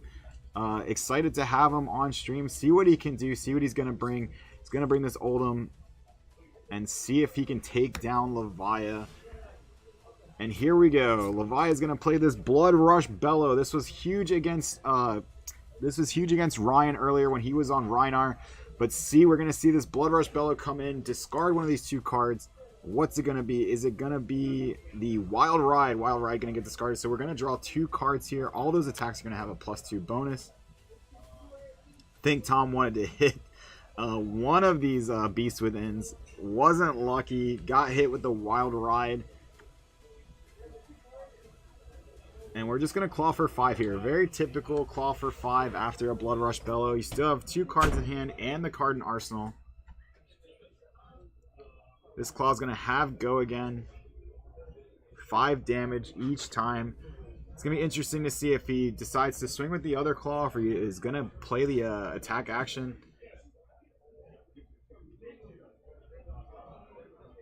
So we Staunch Response blue against the claw, which is not too bad. You're going to block 5 here. It looks like we're going to pitch the other Beast Within. So 2 Beast Withins are going to be stuck together.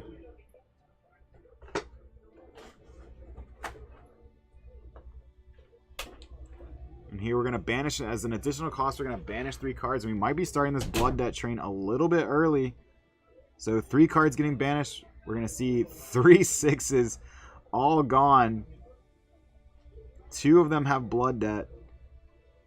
So this is coming in for 8 damage, being buffed by that Blood Rush Bellow turn, or Blood Rush Bellow.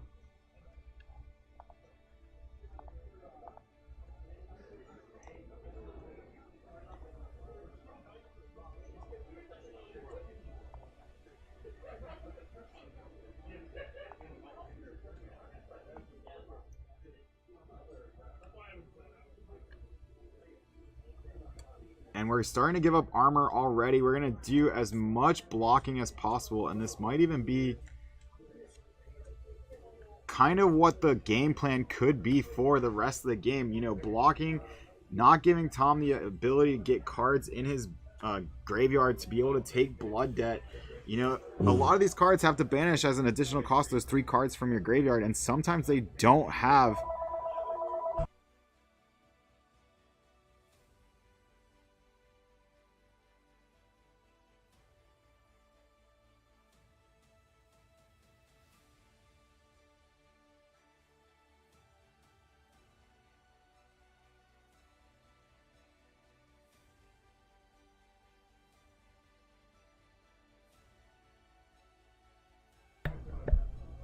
And here we go. Tom has the Art of War. So just like we saw against Ryan, where it was 1 power card after another, we're going to go straight from the Blood Rush Bellow into the Art of War.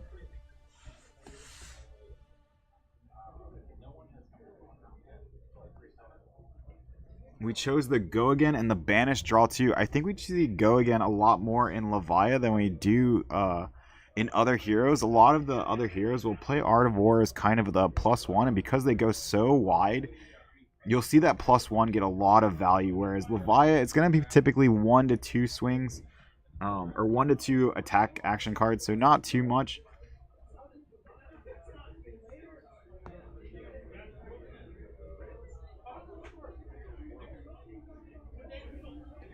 But really, we just see the Wrecker Romp come down. It's going to be 6 damage and Go Again.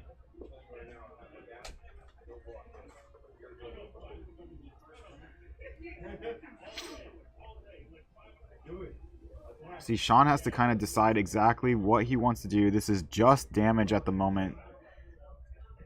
And because he picked go again, you have to think Pummel's probably not too much of a worry here.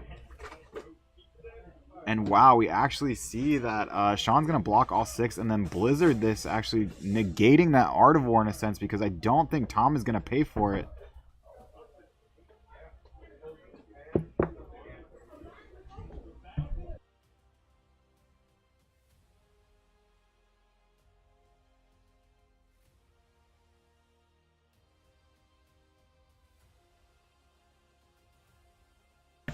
And here we just see a Frosty Hammer come in. I think it's Frosty. It's at least 4 damage coming in.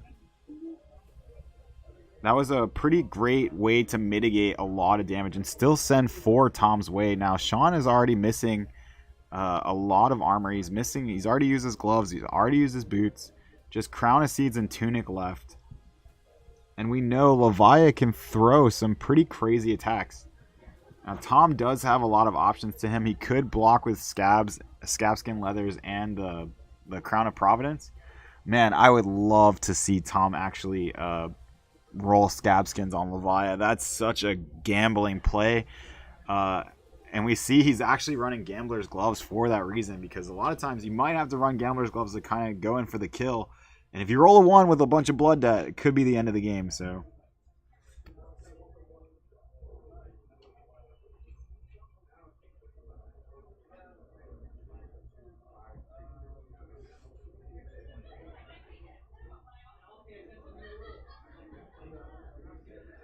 So Tom is eyeing down this hammer, which tells me this must be a Frosty Hammer. This must be the frostiest of hammers.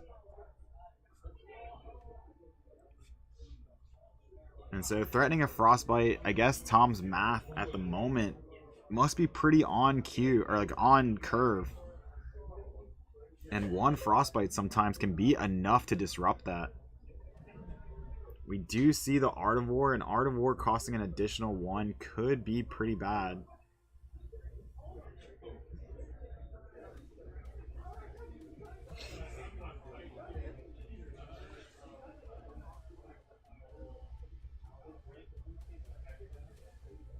And it looks like Tom's going to take all 4, go to 32, get that Frostbite.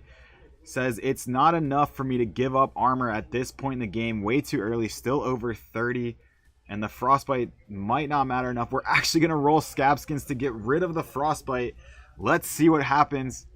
And he rolls, and it's a 2, so not too bad. We're going to keep 1 action point. I think you just kind of...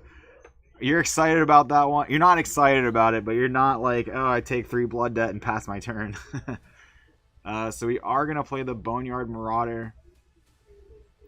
Additional cost is going to be Banish 3 at random.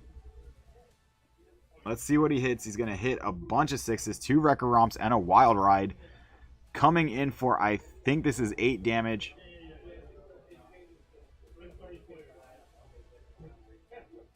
And so if you're Sean, you have to be looking at this, kind of deciding. You know, a lot of Levi, it's a little tough to gauge a bit, right? Because some turns are not so impactful, and then some turns are Blood Rush Bellows do 21. But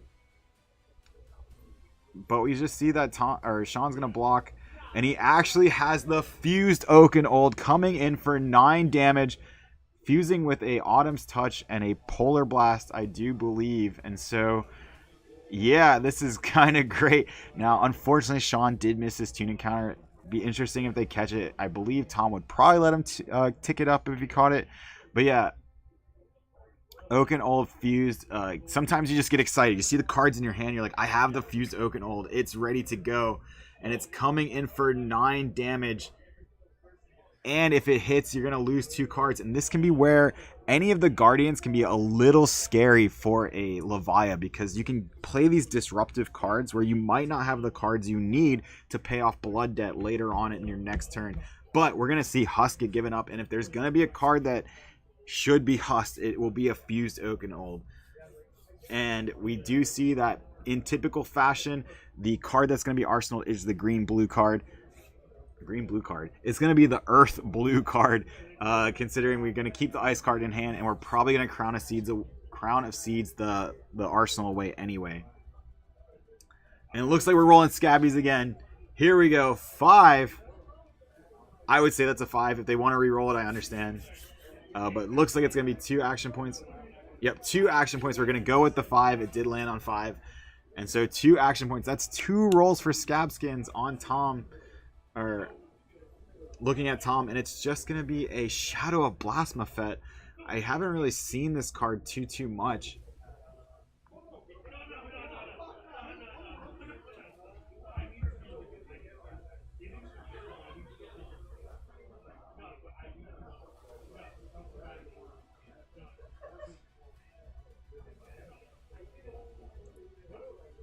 Shadow of Blasphemeth reads, draw a card, then discard a random card. If a card with 6 or more attack is discarded this way, search your deck for a card with Blood Debt and banish it. The interesting thing about this card is it can search for any card with Blood Debt. So there's a lot of utility cards that we don't really see too much in Levia. There's like cards like the Tome, right? There's the free draw 1 Tome. There's the defense reaction, Guardian of the Shadow Realm. Something like that, where you could banish one of those cards and actually use its utility that you normally don't get use out of. And the thing about rolling Scabskin Leathers is it gives that extra action point to actually be able to use it. But we're going to just banish a Graveling Growl, turning off Blood Debt. We're going to see Sean block with 2 cards.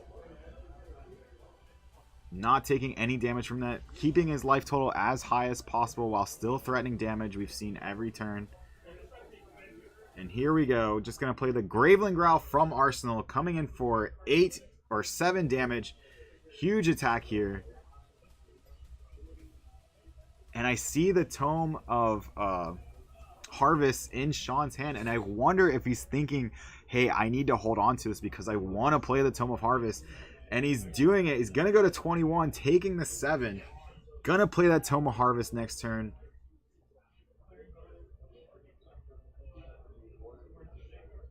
Hopefully it'll be a big enough attack. Not missing the Tunic this turn. Tome of Harvest. Here we go. Going to tuck this card back underneath the deck. Draw 3. And we do have a Tear Asunder. It's not the strongest play, but it is a Tear Asunder into a Hammer Swing. Will be 5 with Dominate. And unfortunately for Sean, he does actually have the cards to be able to block this. But no, he's not going to play the Tear Asunder. I don't really blame this play too much, but you got to wonder, taking all that damage to just do a Tome of Harvest might have not have been the best play. Honestly, you have to kind of, it's a lot of math there, and you have to, when you draw 3, those 3 are random off the top, right? So you're putting a lot of stock into 3 random cards. But that being said, here comes the Art of War pitching Eye of Ophidia, so he's going to be able to opt before he banishes the card. So I'm guessing he's going to pick. This is a hard choice. I would say he probably still picks. Oh, he actually picks the +1. I was going to say go again. So it's going to say the +1 and the draw 2. He's going to get to opt the 2 first. And that's where this Eye of Ophidia is actually kind of insane, right? So he gets to look at the 2 cards, decide if those are the 2 cards he wants to draw, could filter them to the bottom, and then banish a card and draw 2.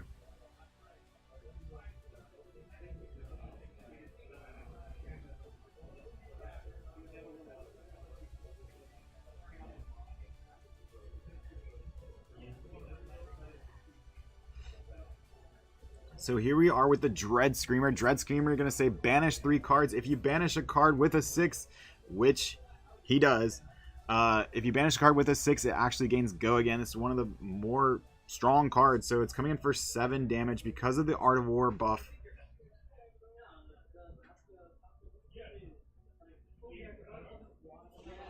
So 7 damage and Go Again. We're going to activate Crown of Seeds here. I wouldn't be surprised if we see the other block and another Tear Asunder. So we have 2 Tear Asunders in hand. We actually might have all 3.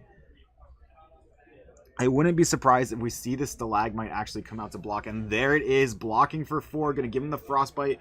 See if we can slow this turn down just a bit.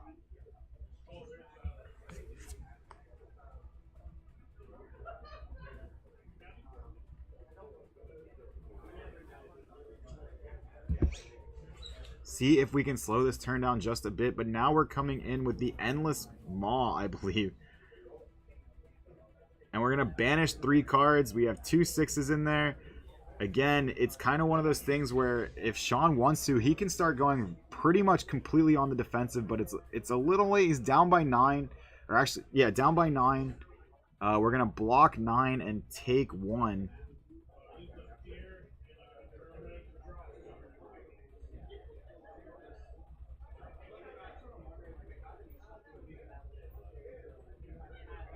Yep, just making sure all of our math checks out here, making sure the right damage is taken. And it looks like it is. We're going to move on to the next turn. I think it's just going to be on to Sean, who is probably just going to have to tick up Tunic and pass. He has no cards in his hand. Yep, ticks up Tunic, draws his hand, and Tom's going to draw his hand. 4 cards to 4 cards. No card in Arsenal for either player. Tom still has 4 block on his equipment. And we just see Arouse the Ancients come in. And he's going to show the Swing Big and the Graveling Growl. And this is 7 damage go again. This is a aggressive Leviathan. And now, one thing I will say, Tom does not have a way to banish a 6 right now. He has no banishing cards in his hand. So this is going to be a really big turn, but he's going to take at least 8 damage from Blood Debt this turn. And this is what I was kind of talking about. You can, as the Oldham player, you can kind of just start blocking at a certain point and hope the Leviathan trips up on their own Blood Debt. And we do see the Staunch Response come down, blocking all 7. And it's going to be the Swing Big coming up next. Coming in for 8 damage. And I could imagine we just see a double block here. Save as much life as possible. And then Tom's going to take 8 in Blood Debt. We do see the Oasis Respite. Yep, blocking 6 here. Going to take 1. Or take 2, go up by 1. So I think Tom's just saying you lose... Oh, no. Okay, so yeah, perfect. Gain 1 life, lose 2 life. And Tom going to take 8 Blood Debt. And just like that, just through blocking, it's still quite a close game. Neither player has an Arsenal right now. I think that matters way more for Sean going into his turn, because this will be his 3rd Tunic counter. And losing that, or not having that Arsenal card, does feel kind of bad. But we see that he's playing Oasis Respite, so he still might be able to get use out of that Tunic counter in an efficient way.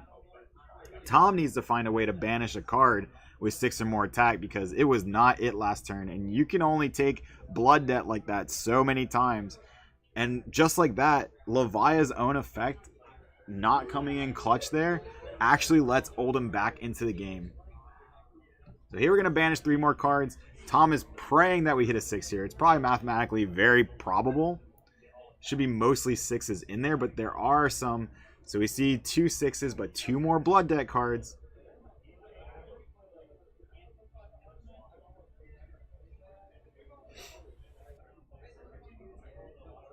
Yep, 2 6s, 2 more Blood Debt cards.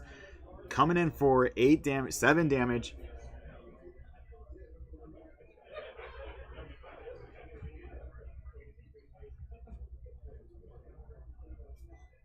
And how does Oldham want to respond to this? Does Oldham want to, how much do they want to block? Do they want to put on pressure? Again, I'm very much of the mindset at this point, maybe we,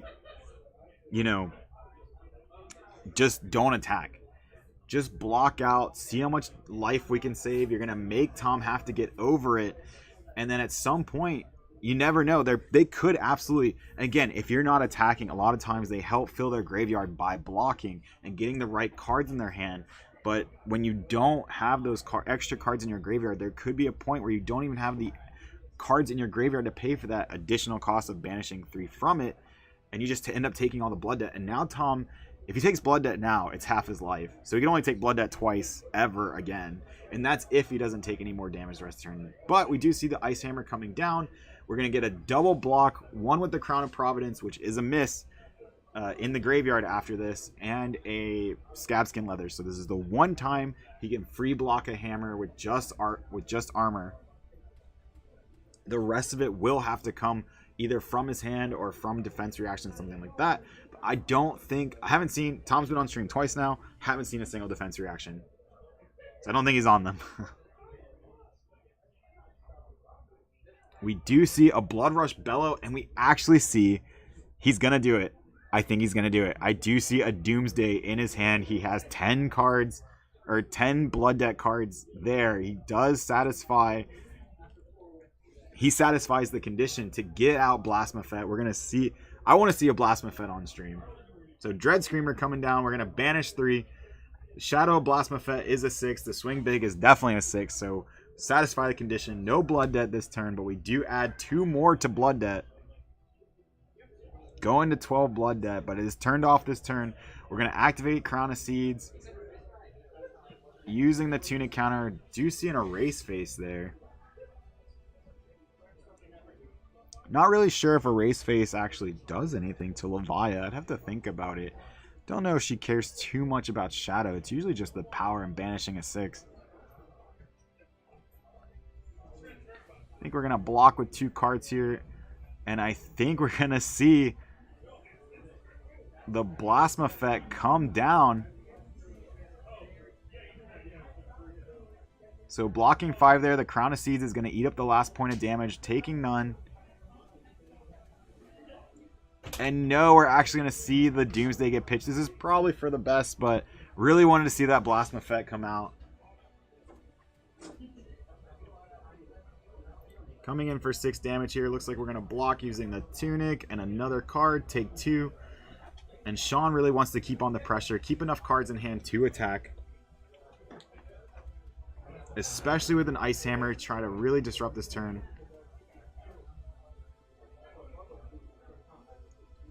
And it's just going to be an Erase Face here. Now, what that does mean is there will not be a card in Arsenal. So no Crown of Seeds next turn.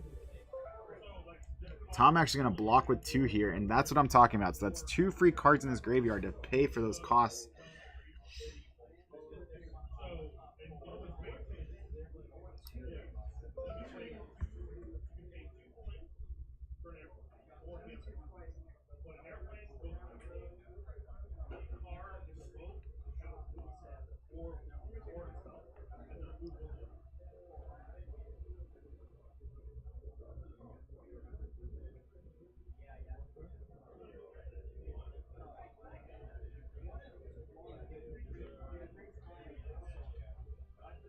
So the Hungering Slaughter Beast coming in for 7 damage here. Having to banish those 3 cards as an additional cost. You know, that's kind of the cost you pay for being overstated. You're just going to fill that Blood Debt. We're at to 14 Blood Debt. We are dangerously close to an OTK Blood Debt. So 14 damage. Just another Frost Hammer. And the Frost Hammer might just be putting in enough work here. And I see what looks like 2 Dread Screamers.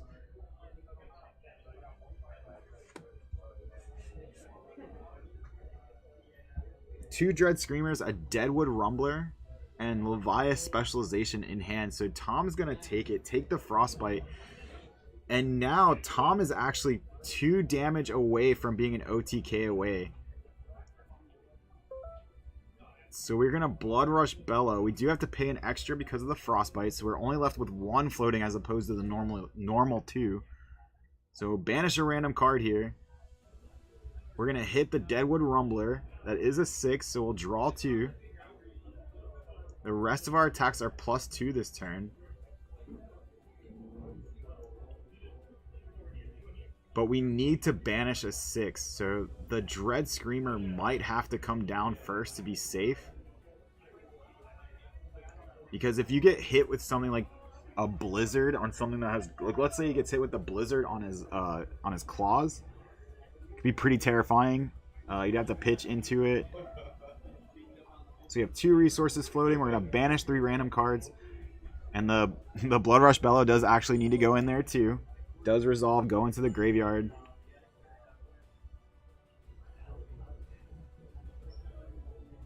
And we do banish Deep-Rooted Evil, which can be played from banish. But we are, at this point in the game, if Tom ever takes Blood Debt, it's game over. He can kind of stop keeping track of it.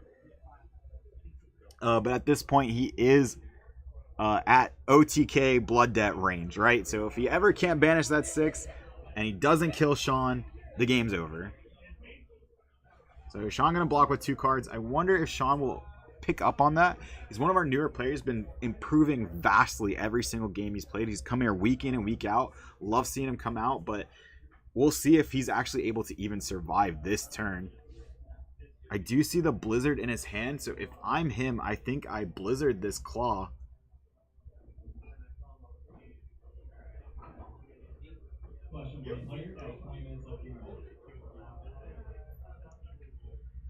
And this is just a swing big for 10. And he's gonna go to 2. And unfortunately, I don't know if Sean has the capability to live at this point. But again, he just has to live. If there is a world where Tom will draw a hand that does not banish a 6. And I already see it. He does have the ability. And he actually has some Dread Screamers, so that's probably like one of the better hands he could have drawn. And he has 2 chances at it, right? So he can play this Dread Screamer, banish a bunch of cards. Even if he whiffs, which is very unlikely. Oh, picked up an extra card there. Even if he whiffs, which is very unlikely. See, yeah, he already hit the 6. He hit 2 of them. And the Rouse the Ancients. Tom's up to 18 blood debt.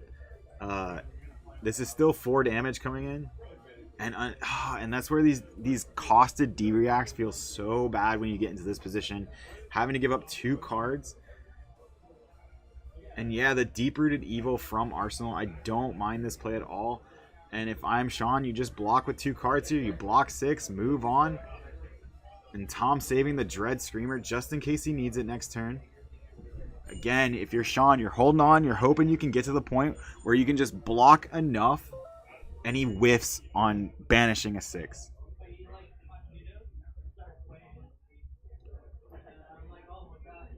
So we play the first Dread Screamer. Play that first Dread Screamer. We're going to have, 1 chance at banishing a 6 here.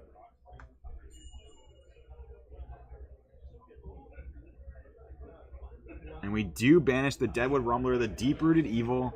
That Deep-Rooted Evil, a lot of people weren't super high on it, but now that I've seen it in practice, it's doing a lot of work here, being banished and played over and over and over again. It's like adding that extra fuel to the fire. It's just you get to play it, and then it's also a 6 that gets banished.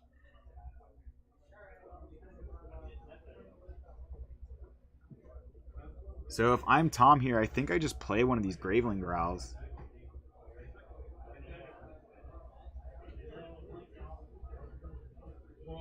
Unless he's thinking he might be able to game him here. If he can... he's not going to go for it, and I don't blame him, but there is a world where he could have... Oh, is he going to go for it? There is a world where he goes...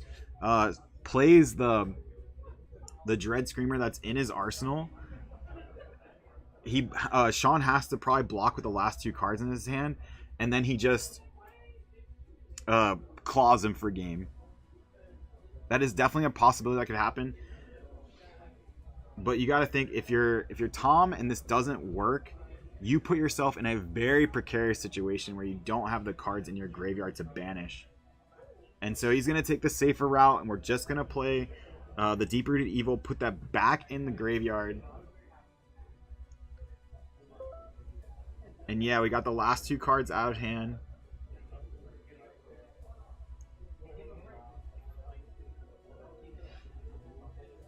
Gonna draw back up.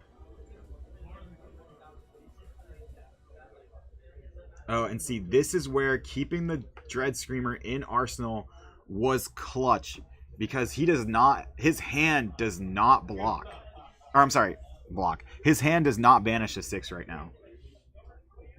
And that's one of those dangers of playing Leviathan. That's why we see that a lot of players maybe shy away from Leviathan. But there's a chance here, I think. I don't know if there's 3. I wonder... No, so the Deep-Rooted Evil, there was, I think, a chance if... Yeah, there was another Dread Screamer, I think, in there that could have been very problematic for Tom if Sean had hit it. I think it would have actually ended the game. But this is 4 damage. And maybe this is where the Tunic counter, maybe blocking with that Tunic, might have been not so great. So Sean is actually going to go back up to 3 here. Has 2 cards left in hand. And Tom's a little less worried about missing. If he hits it, great. He probably wins the game. But if he misses, it's not the end of the world. So he does hit. He's going to get 2 action points. And this will probably end the game if I had to guess here. So we're going to get at least 2 more attacks. You can Claw, which will get the last 2 cards. But we do see another Oasis Respite with the resources floating.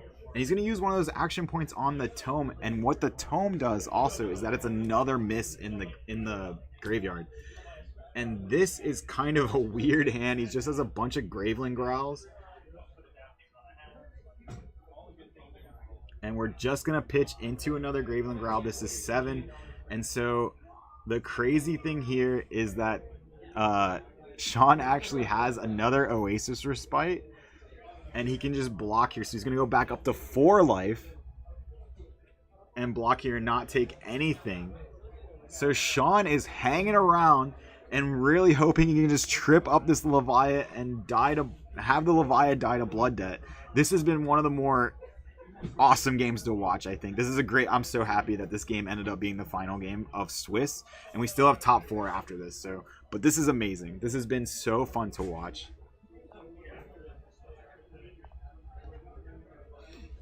And here we see the Art of War. Art of War being such a clutch card. It banishes the 6. Yeah, at this point, I don't even know if we need to track Blood Debt. If you ever take Blood Debt, you're dead, Tom. So, yeah, having the D20 maybe a little bit easier.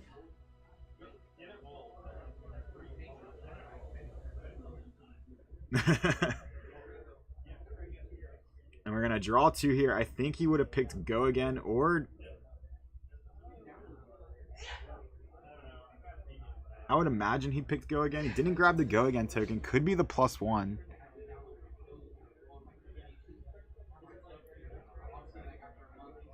Yep, so I'm assuming this is Go Again. So this is going to be Deadwood Rumbler for 6 damage and Go Again.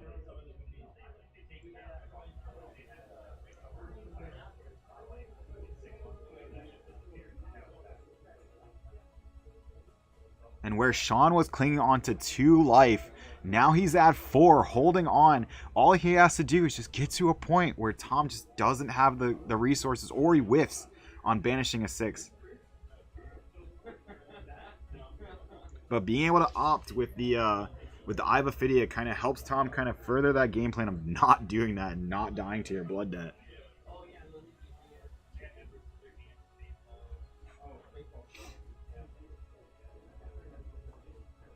And here we see just a swing big. Is it enough? We see a 5 block, take 3, go to 1.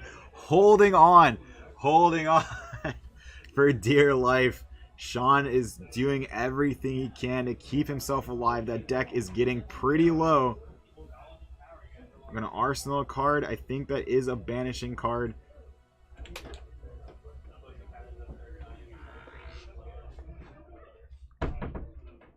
Z the B, what up, man? Thanks for hanging out with us, watching this awesome game. All we have to do, Sean is just holding on, trying to make sure if he can hold on, and Tom ever doesn't have a banishing hand, Sean wins the game. Tom has like 20 cards of Blood Debt.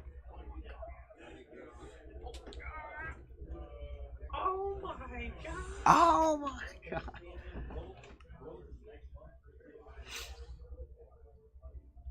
And Tom is going to have to do some math here. How many whiffs do we have? I think we have quite a bit of whiffs in that graveyard.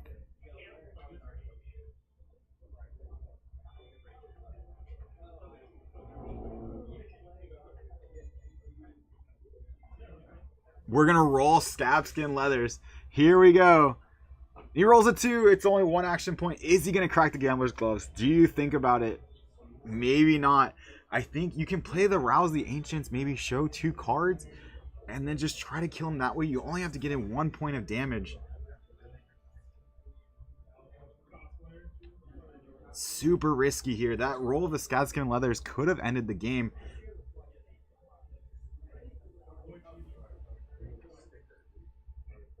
And here we go. This is the hungering slaughter beast of all hungering slaughter beasts. This could be. There are whiffs. There are enough whiffs in this graveyard. We see the Art of War, the Dread Screamer, and the Tome. Is that it? Which is that a blue Dread Screamer? I think it is. And if yeah, Sean just blocks out and Tom dies to Blood Debt. And Sean had 2 non-blocks in his hand. Sean will move on, holds on. That is intense. Oh my god. Sean, good job holding on. The Oasis Respites at the right time. Just enough to get across Tom. That was an amazing game to watch. Watching him pilot that deck and just not having enough banishes. Held on to the right ones. Tom maybe could have been a little bit more aggressive at one point.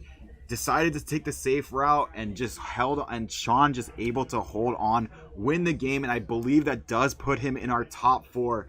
And all I can say is wow. All I can say is that was an amazing game to watch. Today has been so fun watching this game. Yet Tom bringing the Leviathan, dying to Blood Debt. Wow. So Oldham should move on to top 4. Tom will be on the bubble at 2-2. I don't think he has a path in, but we'll have to see. We'll be reading out that top 4 very shortly. That game, I think, took us pretty much to time. Sean holding on. Tom dying to Blood Debt. Man, crazy game there. Tarek, welcome in, man. I think first time chat, bro. You've never been in my chat before, but welcome, welcome, welcome. Thank you guys for watching. We'll be right back with top 4. Make sure you don't go anywhere.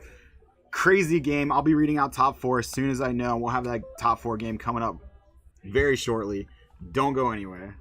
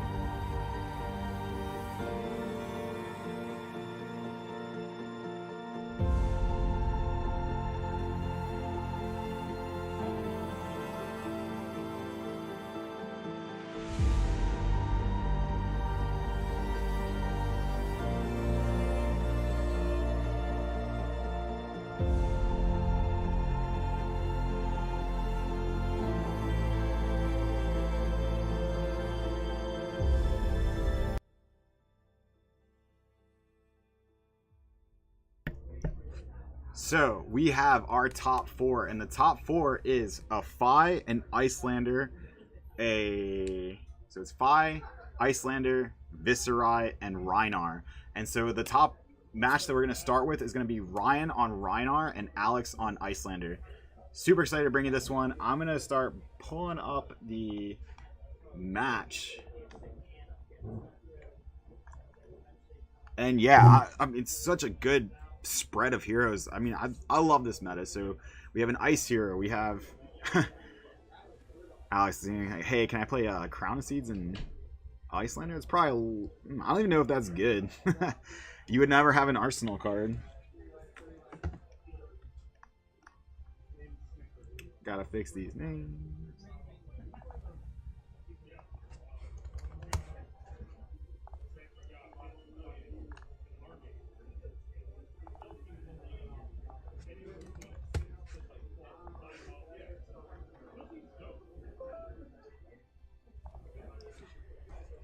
Super excited to bring you this top four matchup between Icelander and Rhinar. Now, we already had the Rhinar on stream.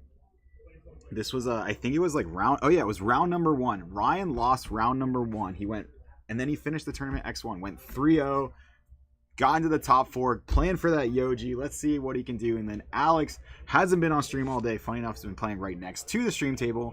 Hasn't had to move. Finally got him to move. Said, hey, you're going on the stream table. Icelander versus Rhinar. I have no idea how this matchup plays out. Should be a lot of fun to watch. Don't know how much Intimidates matter. I know Icelander typically likes to block and stretch the game out, where Intimidates kind of make it so that doesn't happen. But it's going to be a lot of fun. And then on the other side of the table, we have a 5 versus Viserai. So I'm kind of happy I picked this matchup because I think this one's going to go longer. So typically, right after this match, we should be able to jump right into the other match. So super excited to bring this to you. If you can, share this stream around. Let's get it back up to double digits for the finals. Would be super excited to see that. And if you can, please shop at thehaventabletop.com using promo code TEAMACG. Save 10% off all Fab singles, shipping pretty much worldwide.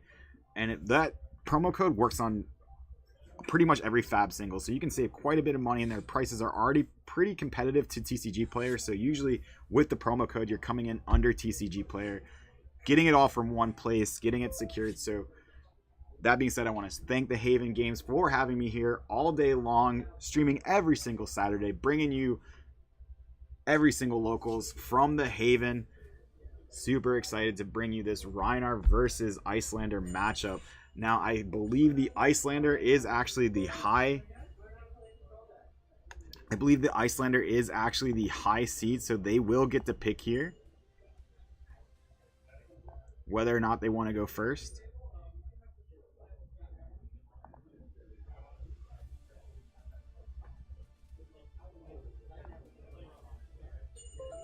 And I think if I'm Icelander against Rhinar, there's not even a question in my mind. You definitely go first. It gives you the first opportunity to put that card in Arsenal. It doesn't let the Rhinar kind of like triple into your hand and hit you for a lot on turn one. You definitely just, I think there's no question in my mind that you're definitely playing for, you're on the play here, definitely.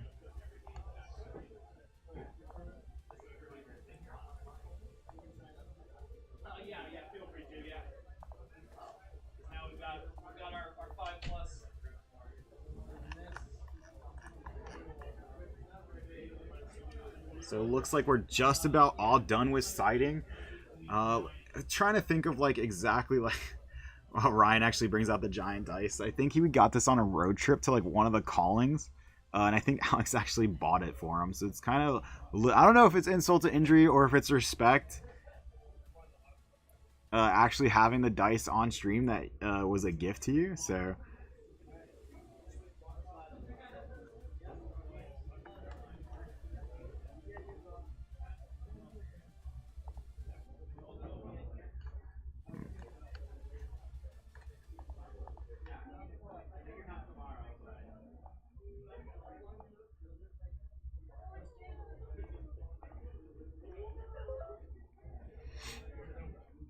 So Alex starting on 36 life as Icelander. Good to see that we're starting with the right life totals. I'm wondering how you side as Icelander against a Brute. especially against Rhinar, where you're going to be intimidated quite a lot. You're going to have to really play in a way that you want to disrupt, the really big Blood Rush Bellow turns. You can respond to the Intimidate typically. The Intimidate does go on the stack, so if you're worried about it, you can actually still respond to it. See if you can get an extra card out of their hand. See if you can get the card that they wanted to... If they play the... I don't know if Ryan was on Art of War. I think he was, but if they do play Art of War, you can try to hit with the spell that does, if it hits, it deals. If it hits, they have to pay 2 or discard a card. Could hit one of the cards he wanted to discard for that. Just going to be an interesting game to watch. And then if you're on Reinar's side, how much Null Rune do we run? Do we run enough to just pay for Frostbites? Or where we don't want to have to pay, are we worried about the Frost Hexes? Is that a game plan that we're worried about being employed against us?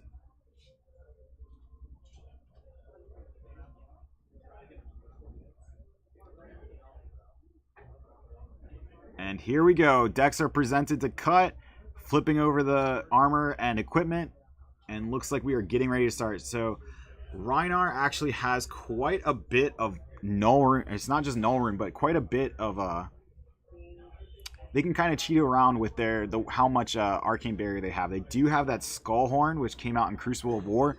Does provide 2 extra... It's kind of like a better version of Arcanite Skullcap in a way that it just always provides the 2 Arcane Barrier. It is Arcane Barrier 2, so even if they're coming in for 1 and they wanted to use it, it would have to be pitch 2 for it.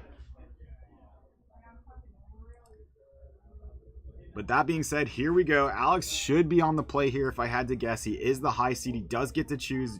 Looks like he actually drew 2 Enlightened Strikes. If I had to guess here, I would just see the Enlightened Strike get played. Does take up the Tunic counter, doesn't miss it. There's also an argument to just Arsenal and pass, not give Ryan the ability to filter his hand. I don't know. I've always been a big fan of attacking turn 1. I don't know. There could be cards that are good cards that they don't want to block with. Maybe there's some barraging beatdowns that you get rid of. Something like that. Don't want to just give him a pass, But then again, I do understand the argument of, well, if they don't want the cards in their hand, they can filter it. But sometimes they don't, especially in Brutes, they have a lot of cards that don't block at all. So there is the chance that he just has a not good blocking hand. So he could just come in for 7 and maybe takes 1.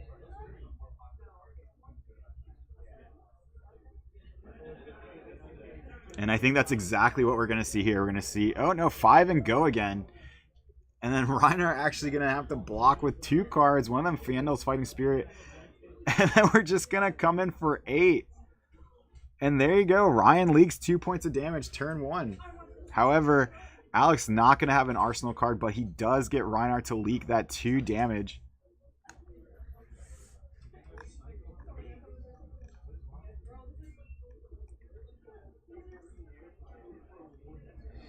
And so here we go, the first barraging beatdown of the game. Alex choosing not to respond. Only way he could really respond at this point is cracking boots.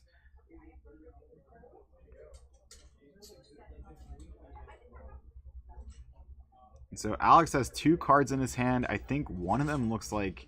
Oh, it is a Fandol's Fighting Spirit, so he is going to block, take 1, gain 1, take 1, so it kind of nets, so they're not going to worry about touching the life counter. Alex is going to go back to his turn, just tick up his Tunic up to 2. And here we go, Scar for a Scar. This is kind of an interesting take on this this Icelander list. A lot more attacks, so much worried about getting the right cards in as many spells. Lots of, actually getting hit with cards. Because your opponent doesn't actually have typically the armor to block with as well. So we actually see a Scabskin Leathers roll here. Just going to get 1 action point. Nothing crazy, not yet. We've known Ryan in the past to roll pretty hot on Scabskin Leathers. We've also seen him kill himself on Leviah with Scabskin Leathers.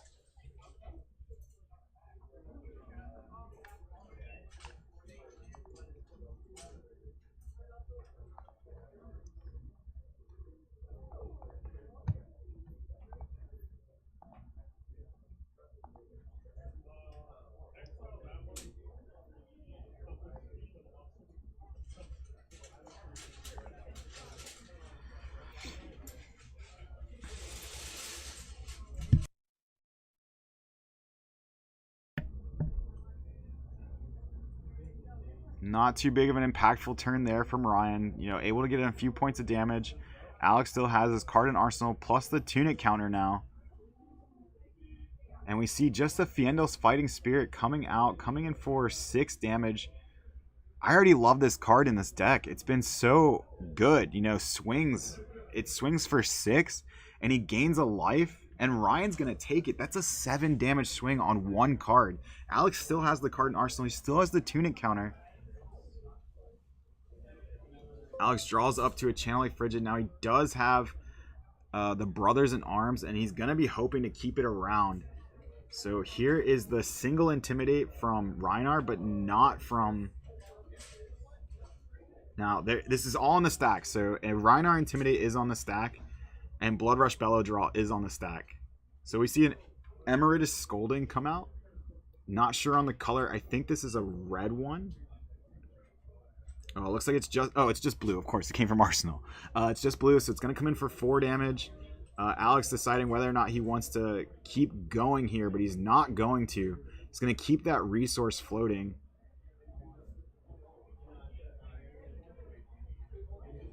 Just leaves his hand out, says, we'll see how many Intimidates you get off. And looks like it's just going to be a Claw for 5. Claw for 5, I mean, we've seen it. We've had a bunch of Brutes on stream, and typically after that Blood Rush Bellow, the first attack is almost always that Claw for 5. And here we got another Claw for 5. Looks like Alex is going to take that too. Going to pitch the Fiendo's Fighting Spirit and play the Cadaverous Contraband. Such an interesting card.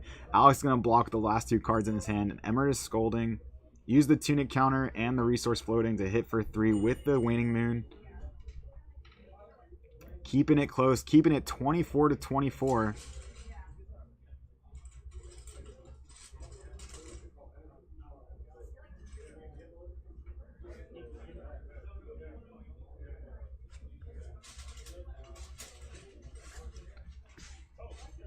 So it looks like Alex is just going to tick up his Tunic counter. If I had to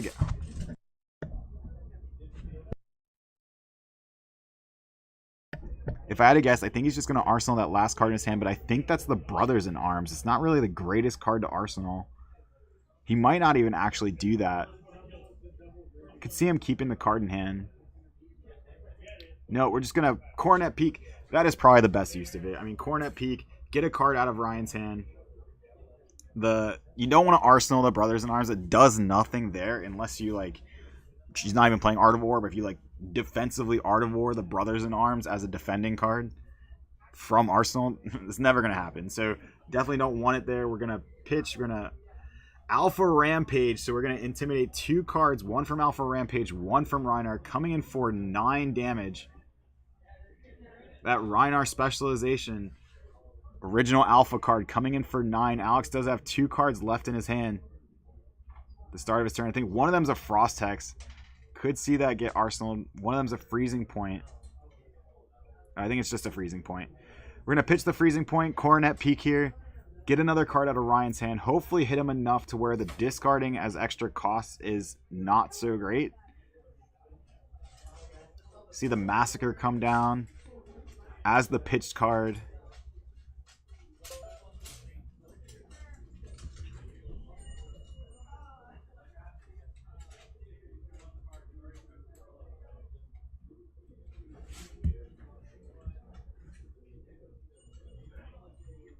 And Ryan just going to attack with the Command and Conquer. Alex going to respond with the Frost Hex. Give Ryan a Frostbite token.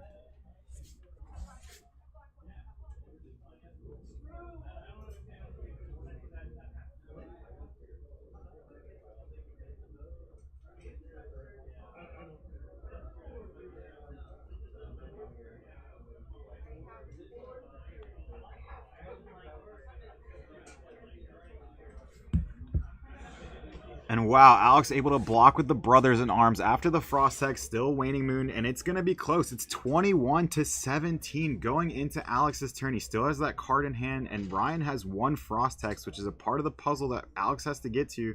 Alex does have the Tunic counter, and that is also proving to be quite useful for him. It's usually he has 1 floating, and he has the Tunic counter, so he's able to get the Waning Moon off that he wasn't able to Should he not have it? Ryan going to go up to 2 on the tunic counter, and Alex just throwing his hand out before Ryan even does anything, saying, hey, I'm not going to respond to any intimidates. Ryan is going to roll scab skin leathers here, and he doesn't have gambler's gloves. No response from Alex. Here we go, and it's a 1. So many times on stream, we have seen Ryan roll a 1, and Alex could, if he wants to, Waning Moon. I don't know. It's just going to be a pitch for 3 anyway, not 2. I mean, Ryan's just going to draw back up. But Alex getting the free potion on Ryan's turn and the Waning Moon. Ryan just going to... Oh, and Ryan had 3 reds. Not that it matters too much. Ryan is just going to draw back up anyway, but... Crazy stuff. We see Scabskin and Leathers both giveth and taketh away. So many times you roll it, you get 2 action points, but when you roll that 1, it can feel really punishing. But luckily, this isn't one of the more aggressive decks where giving them a free turn can really punish you, but still this Wounded Bull coming in for 8 damage is just quite a lot.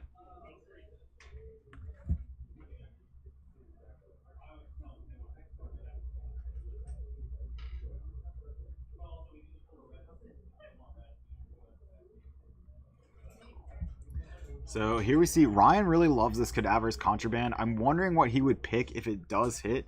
Cadaver's Contraband, I believe when it hits, you get to take a card from your graveyard and put it back on top of your deck.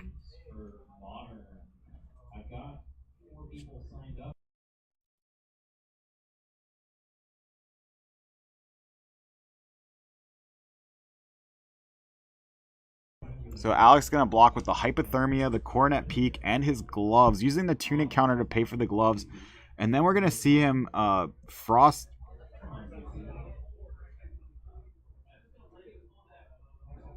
It's like Frost Hail or something. I forget the name of the card, but he's coming in for 2, gives Ryan a Frostbite. Ryan's going to pay for that, then he's going to take the Waning Moon. Then he's going to take the point of damage from the Frost Hex from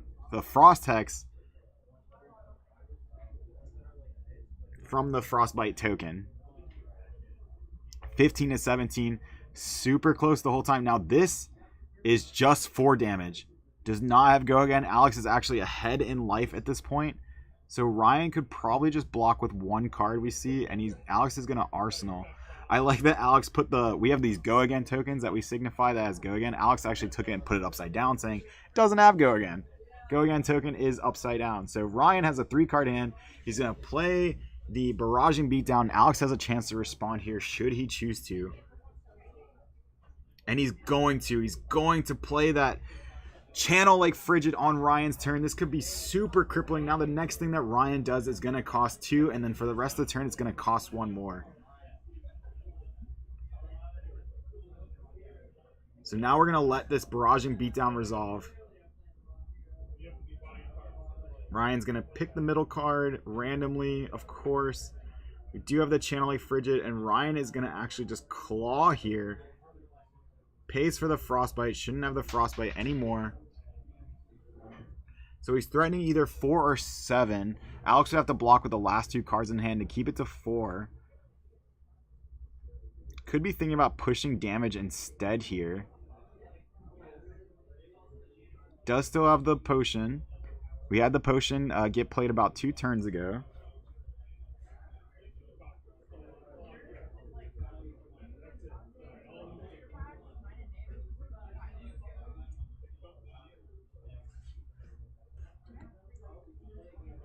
Ryan really not happy about the Channel Lake Frigid. It is quite frustrating to play against. You know, you think you have this turn lined up, and you know you're probably expecting 1 Frostbite, but the Channel Lake Frigid's always just so punishing, so crippling to your turn.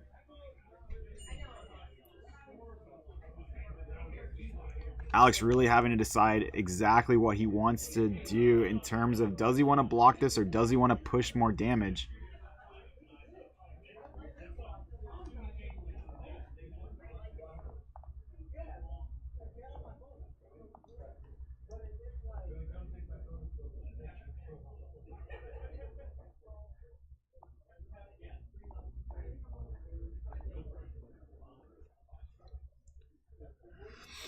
So Channel Lake Frigid is out.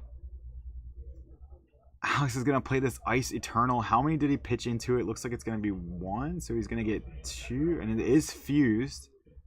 So I believe that should be 1 Frostbite on Ryan's turn. Or that Ryan will get. This is coming in for 2 damage, I believe. Because we have 1 Frost Hex and 1 Frostbite. Ryan trying to do the math. Exactly see how much he wants to block it. Should be 2. So we're going to block all 2 of it with the Skull Horn. And we're just going to pass the turn. Alex is going to keep the card in hand to arsenal it.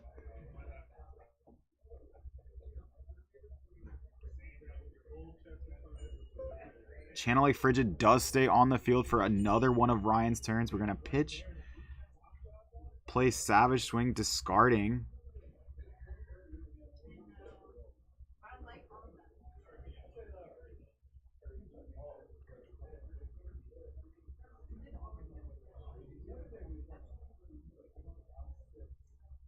So this will intimidate 1. Ryan will draw a card here when this resolves.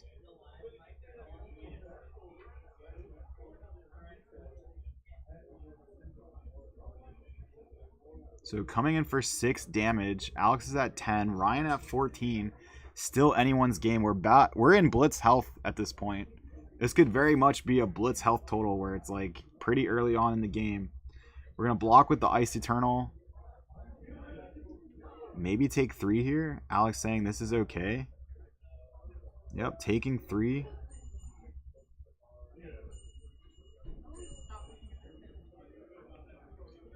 And yeah, Ryan, we're going to pass priority. Let's see if Alex actually does anything on Ryan's turn.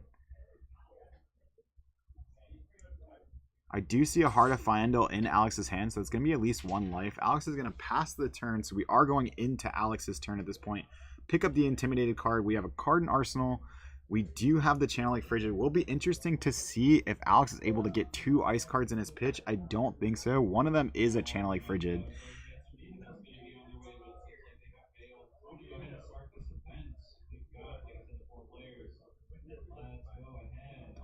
So Channel Lake Frigid should be going away at the end of this turn. Just going to be an Aether Hail, I believe.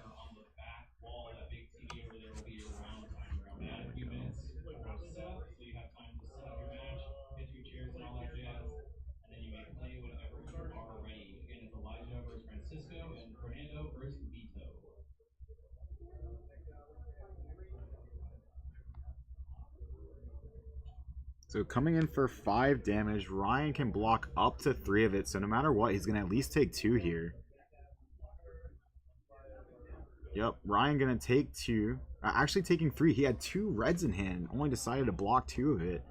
And then we have the Waning Moon coming in for 2 because it is Alex's turn. And Alex still does have quite a bit of resources available to him. Now, the Channel Lake Frigid, again, will be going away this turn. There isn't 2 ice cards in the pitch. But Alex does have a lot of resources. Just, he has a Tunic counter. He has the Potion. Whereas Ryan, he has 2 cards. He does have his Tunic counter. And we see the Barraging Beatdown come down. Will Alex actually choose to respond here? A Frostbite could be pretty bad. So we're going to play the Frosting. Give Ryan a Frostbite token. This is coming in for 1 damage. Will Ryan choose to actually pay for this? I don't think so. If I'm Ryan, I'm probably taking 1 Arcane and not worrying too much about it. And another thing is, if Ryan does take this, he will be even on life.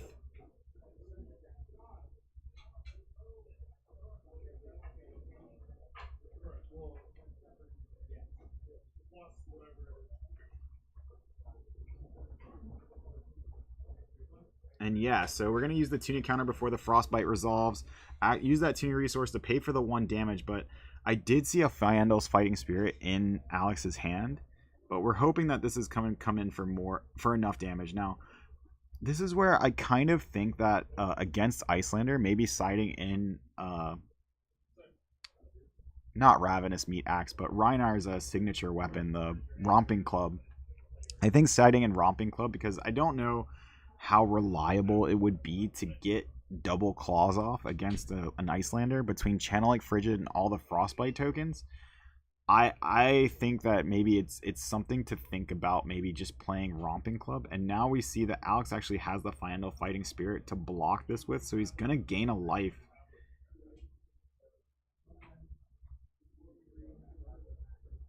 So I think they just did the math and took the life the way they should. We're gonna see Alex actually pop the potion into Waning Moon. And now it is 4-6 going into Alex's turn. He has a 3-card hand. And we're going to see, I guessed it, we're going to see another Fandle's Fighting Spirit coming out for 7. Ryan going to block with the boots because you don't get you probably won't get many more chances to actually use those.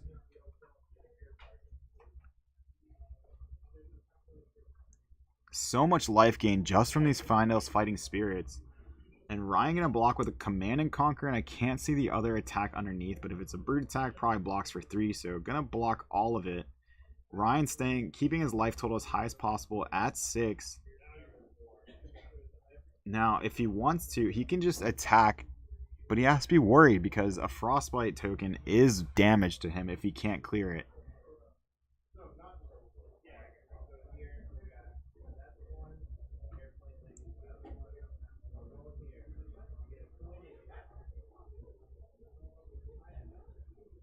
I think if I'm Ryan, you just send a big attack at... Did he pass priority?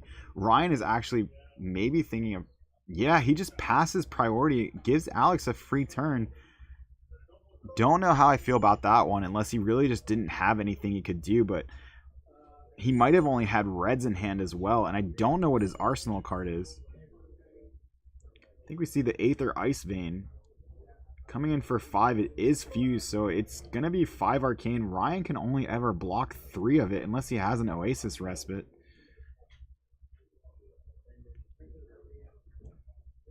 Knowing that he can only block 3 of it, he's kind of in a really bad spot here. So he's going to block 2, and he actually does have the Oasis Respite, so he's going to use the Oasis Respite to block 4. He's the one floating that when it comes through, he's going to actually block the 1 Arcane. So he does have it, and he just automatically takes the Waning Moon. Goes down to 4. And Ryan with 3 cards in hand has to do enough to pressure Alex's hand. But we'll see. Ryan at 4. This is pretty much a kill area for Icelander. If he can push through 7 damage, the game's pretty much over unless another Oasis Respite comes out. So here is the barraging beatdown. I think if you're Alex, you have to kind of go in if you have it. So we are going to do another Aether Ice Vein. This is the blue version, coming in for 3 damage. Ryan can block all of this, and I think he might have to. So there it is. So no Frostbite on Ryan's side. Now, if Alex wants to, he can Tunic, pop the boots, and try to go for the kill here. I don't know what he has, but he does have the Waning Moon. And yeah, I think that's what we're going to see. We're going to see the boots pop here. Ryan has no cards, no resources floating. Any 2 damage is the game. And there it is. Alex will be moving on to the finals. Icelander against either Fi or Viserai. We'll have to see it very shortly. I'm assuming the other game is already done because it was Fi versus Viserai. So I'm assuming that game was very quick. Whereas this one just finished. So we're going to throw it to the Be Right Back screen. But I do want to say congratulations to both Ryan and Alex making top 4. And congratulations to Alex moving on to the finals. Ryan, unfortunately, Reinhard does fall short just a bit. Got Alex to 5, and I think between all the finals, Fighting Spirits was actually pretty close. I mean, a lot of life gain there. And it's just really rough. I think Romping Club might have been enough to get there. Might have been a little different, but maybe he's not even playing it. Claws are, very aggressive, but against any ice deck, I think it's just they're a little too resource intensive. But again, congratulations to both players. Congratulations to Ryan. He's going to get a bunch of packs, and we're going to go pretty much straight to the finals. I'm going to throw on the Be Right Back screen real quick, and we will be right back very shortly.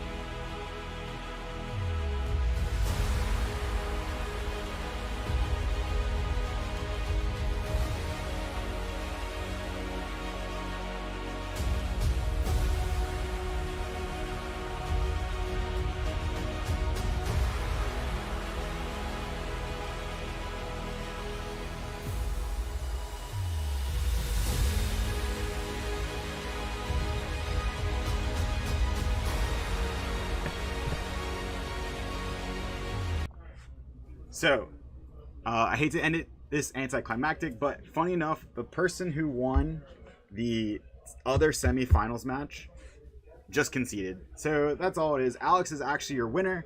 Winning that game put him into finals, and then his other finals contestant or player decided to concede. Didn't want to play, went home. Don't know what happened there. But that being said, congratulations to Alex. Congratulations to our top 4 players. And thank you so much, everyone who is here watching. If you can, please subscribe, watch, follow, share, all that good stuff. We are here every Saturday pretty much bringing you great content, at least what I think is good content. I might not be good content, I don't know, but the games are definitely good content. A lot of that was a lot of fun to watch. We have a lot of really fun, good players to watch who bring a lot of interesting decks and a lot of meta decks too. So if you can, please make sure you follow, tell your friends, tell anyone who's interested in Flesh and Blood to watch the streams and talk and chat. You know, I love that stuff too. I love interacting with chat, and want to thank